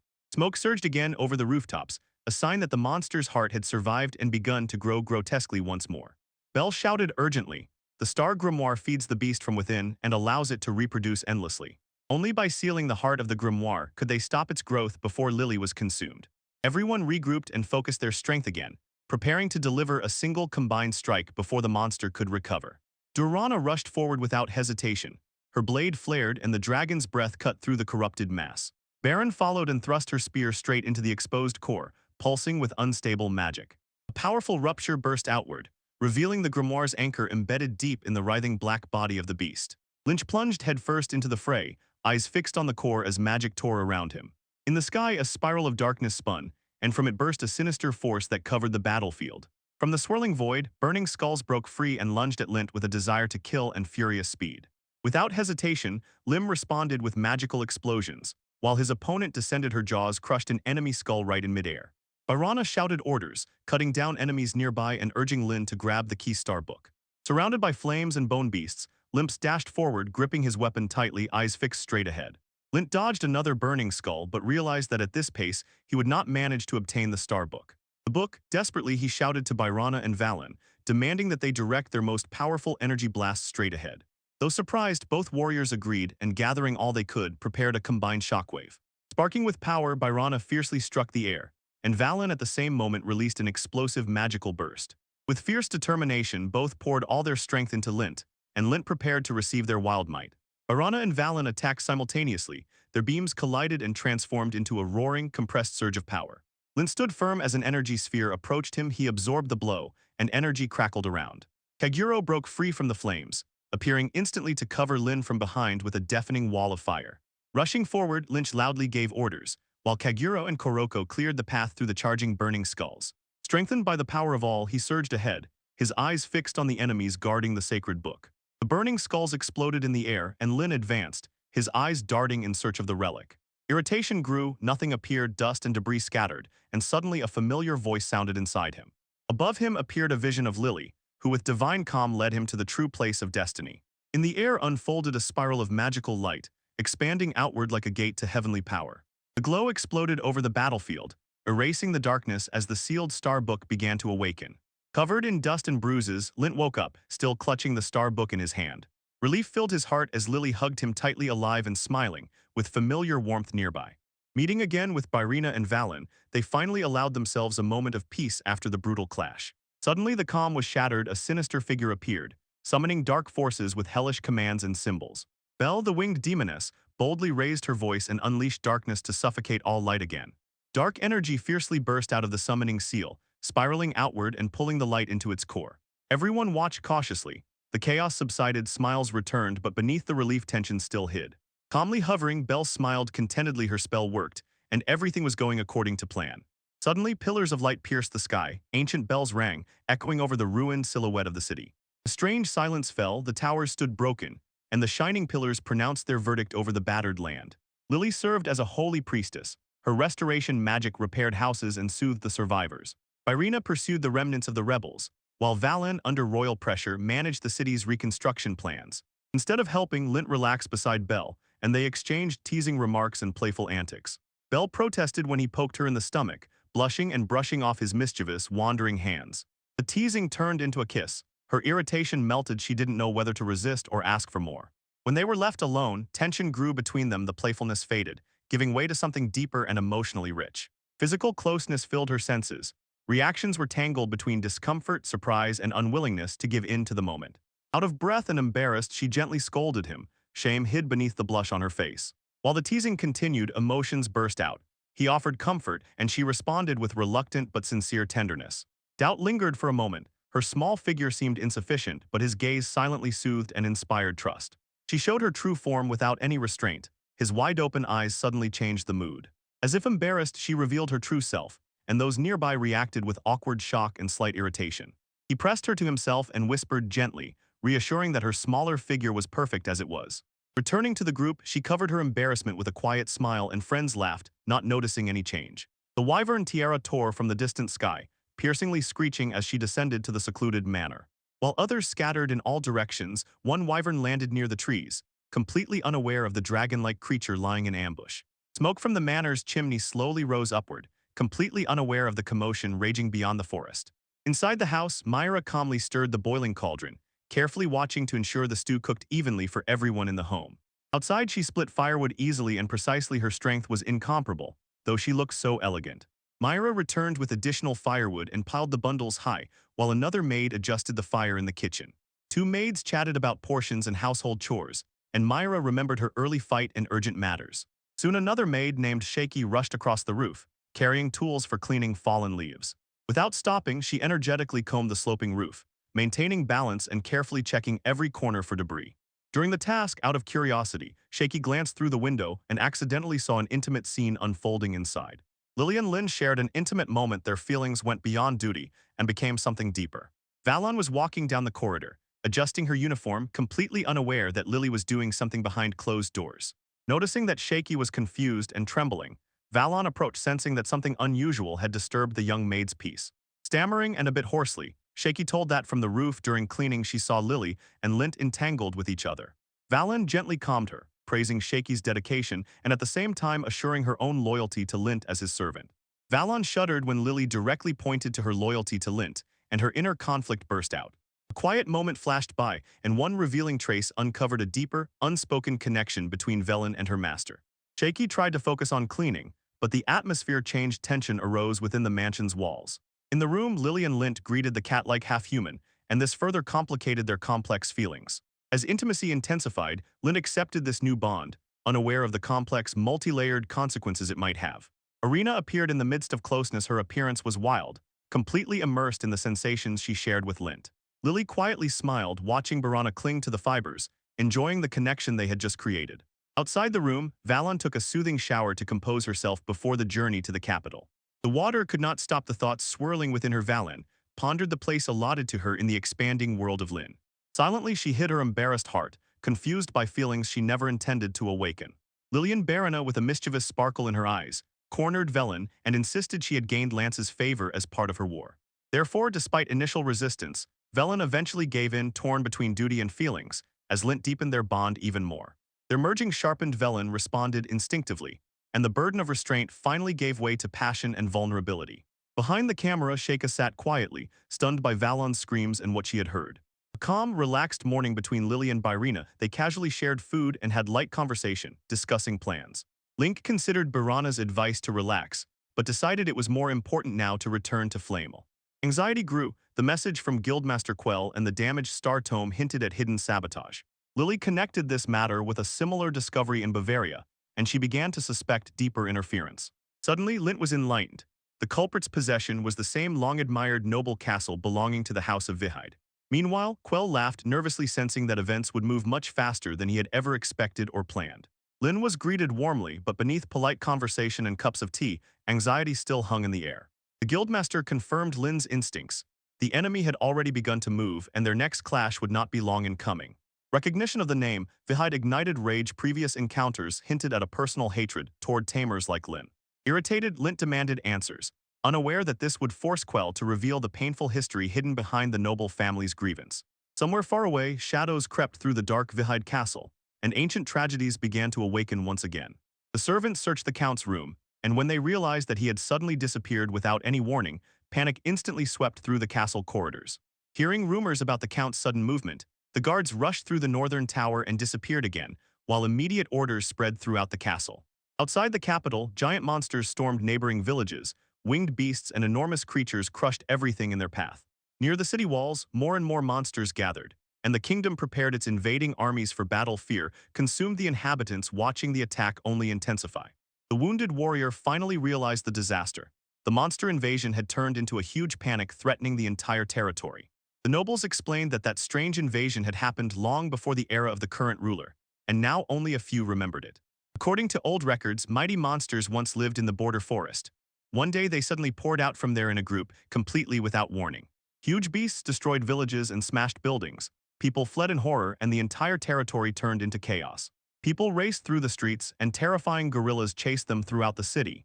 The guards could not stop the invasion. During the bloody massacre, one monster clamped its jaws on a victim. Nearby, another person fell, and the nightmare spread throughout the kingdom. Winged monsters and giant snakes attacked fleeing peasants, and the roads were filled with destruction and panic. Even more beasts fell from the sky. Soldiers and civilians fought desperately, trying to break free from the endless wave of creatures bursting into the territory. Wild monsters mercilessly tore through the crowd. Several guards were knocked down, and the frightened survivors scattered in all directions. Disaster spread across the entire land. Huge creatures destroyed entire districts, and countless victims remained under the ruins. Hearing the full report, Seal understood. This panic could not be explained by natural causes. Someone from the shadows might have provoked this abnormal surge. The castle's forces could not hold back the onslaught of monsters surrounding the capital. Soon it became clear the tamers were involved in the outbreak. While the peasants suffered, the commanders decided to gather skilled adventurers from every region before things got even worse. Deep inside the castle, the missing count showed a forbidden book of magic and declared that he had gained an unfathomable power beyond human control. The nobles watched in horror as the count's body began to transform into something monstrous, and his mind completely fell apart. Consumed by madness, the count declared himself a god and believed that no one in the kingdom could resist his new power. Lint curiously examined the strange Book of Stars, hidden among old magical artifacts and spell books of the Belahide family. They discovered the book contained records about that ancient panic and about a dangerous power connected to the tamers. According to the records, when the power of familiars overflowed, it could drive neighboring monsters insane and cause mass outbreaks. Soon the truth came out.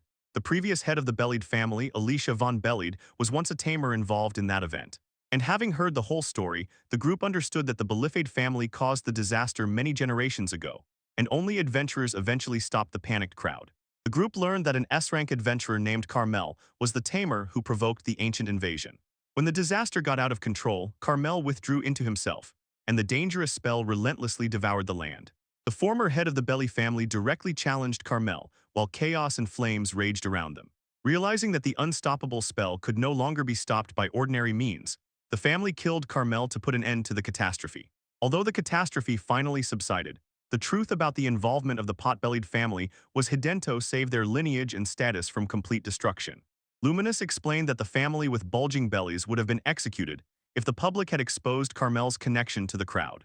Tension in the conversation suddenly erupted into chaos. Cool angrily threw a drink and lunged forward without any warning. Emotions burst out. Cool threatened Luminous, accusing her of hiding the truth about that ancient event. Luminous calmly endured the attack and admitted that she expected Cool's true feelings would come out sooner or later.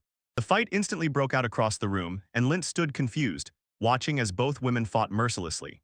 Finally, Lint tried to calm the situation, while Cool, filled with despair over the hidden truth about Carmel, kept attacking Luminous. Despite Kula's anger, Luminous easily restrained her movements and forced the exhausted girl to sit on a chair before the fight got worse. Calming down a bit, Kull learned. She is the daughter of Carmel, and by the order of the Margraves she was secretly protected on the territory of Belhade. Luminous revealed. The current head of the Belids took advantage of Carmel's ancient mercy to maintain the family's influence and simultaneously hide the truth from the kingdom. Finally, the group understood that Margrave Belhade is a selfish nobleman whose greed and resentment dragged the family back into corruption. The group said that the Belahade family remained dangerous even after that old incident, with the herds that took most of their lands. The hidden resentment slowly consumed the current Margrave. He blamed the Carmel and Tamer families for destroying the former power and influence of Beld. Because he lacked the talent to properly rebuild his lands, The Margraves grasped at easy ways and indifferently rejected better solutions for their possessions. Lin finally learned that the fertile land Carmel received after taming the crowd originally belonged to the Belid family. Even now, the Margrave did not stop threatening the Carmel family and looked for reasons to forcibly take their lands. Lin finally learned that Luminous became an enemy of the Belhade family several years ago. He was made a target during a brutal hunt for trainers. Painful memories still haunted Luminous, especially the hatred and madness that the Belgade family directed at the Tamers. Then she showed the eye torn from her body and confessed that the desire for revenge only grew stronger over time. With the help of the monster summoning circle, Luminous called forth her mighty familiar, and he proudly stood before the group. A huge Dullahan emerged from the dark flame, carrying the wrath and suffering of those destroyed by the cruelty of the corpulent family.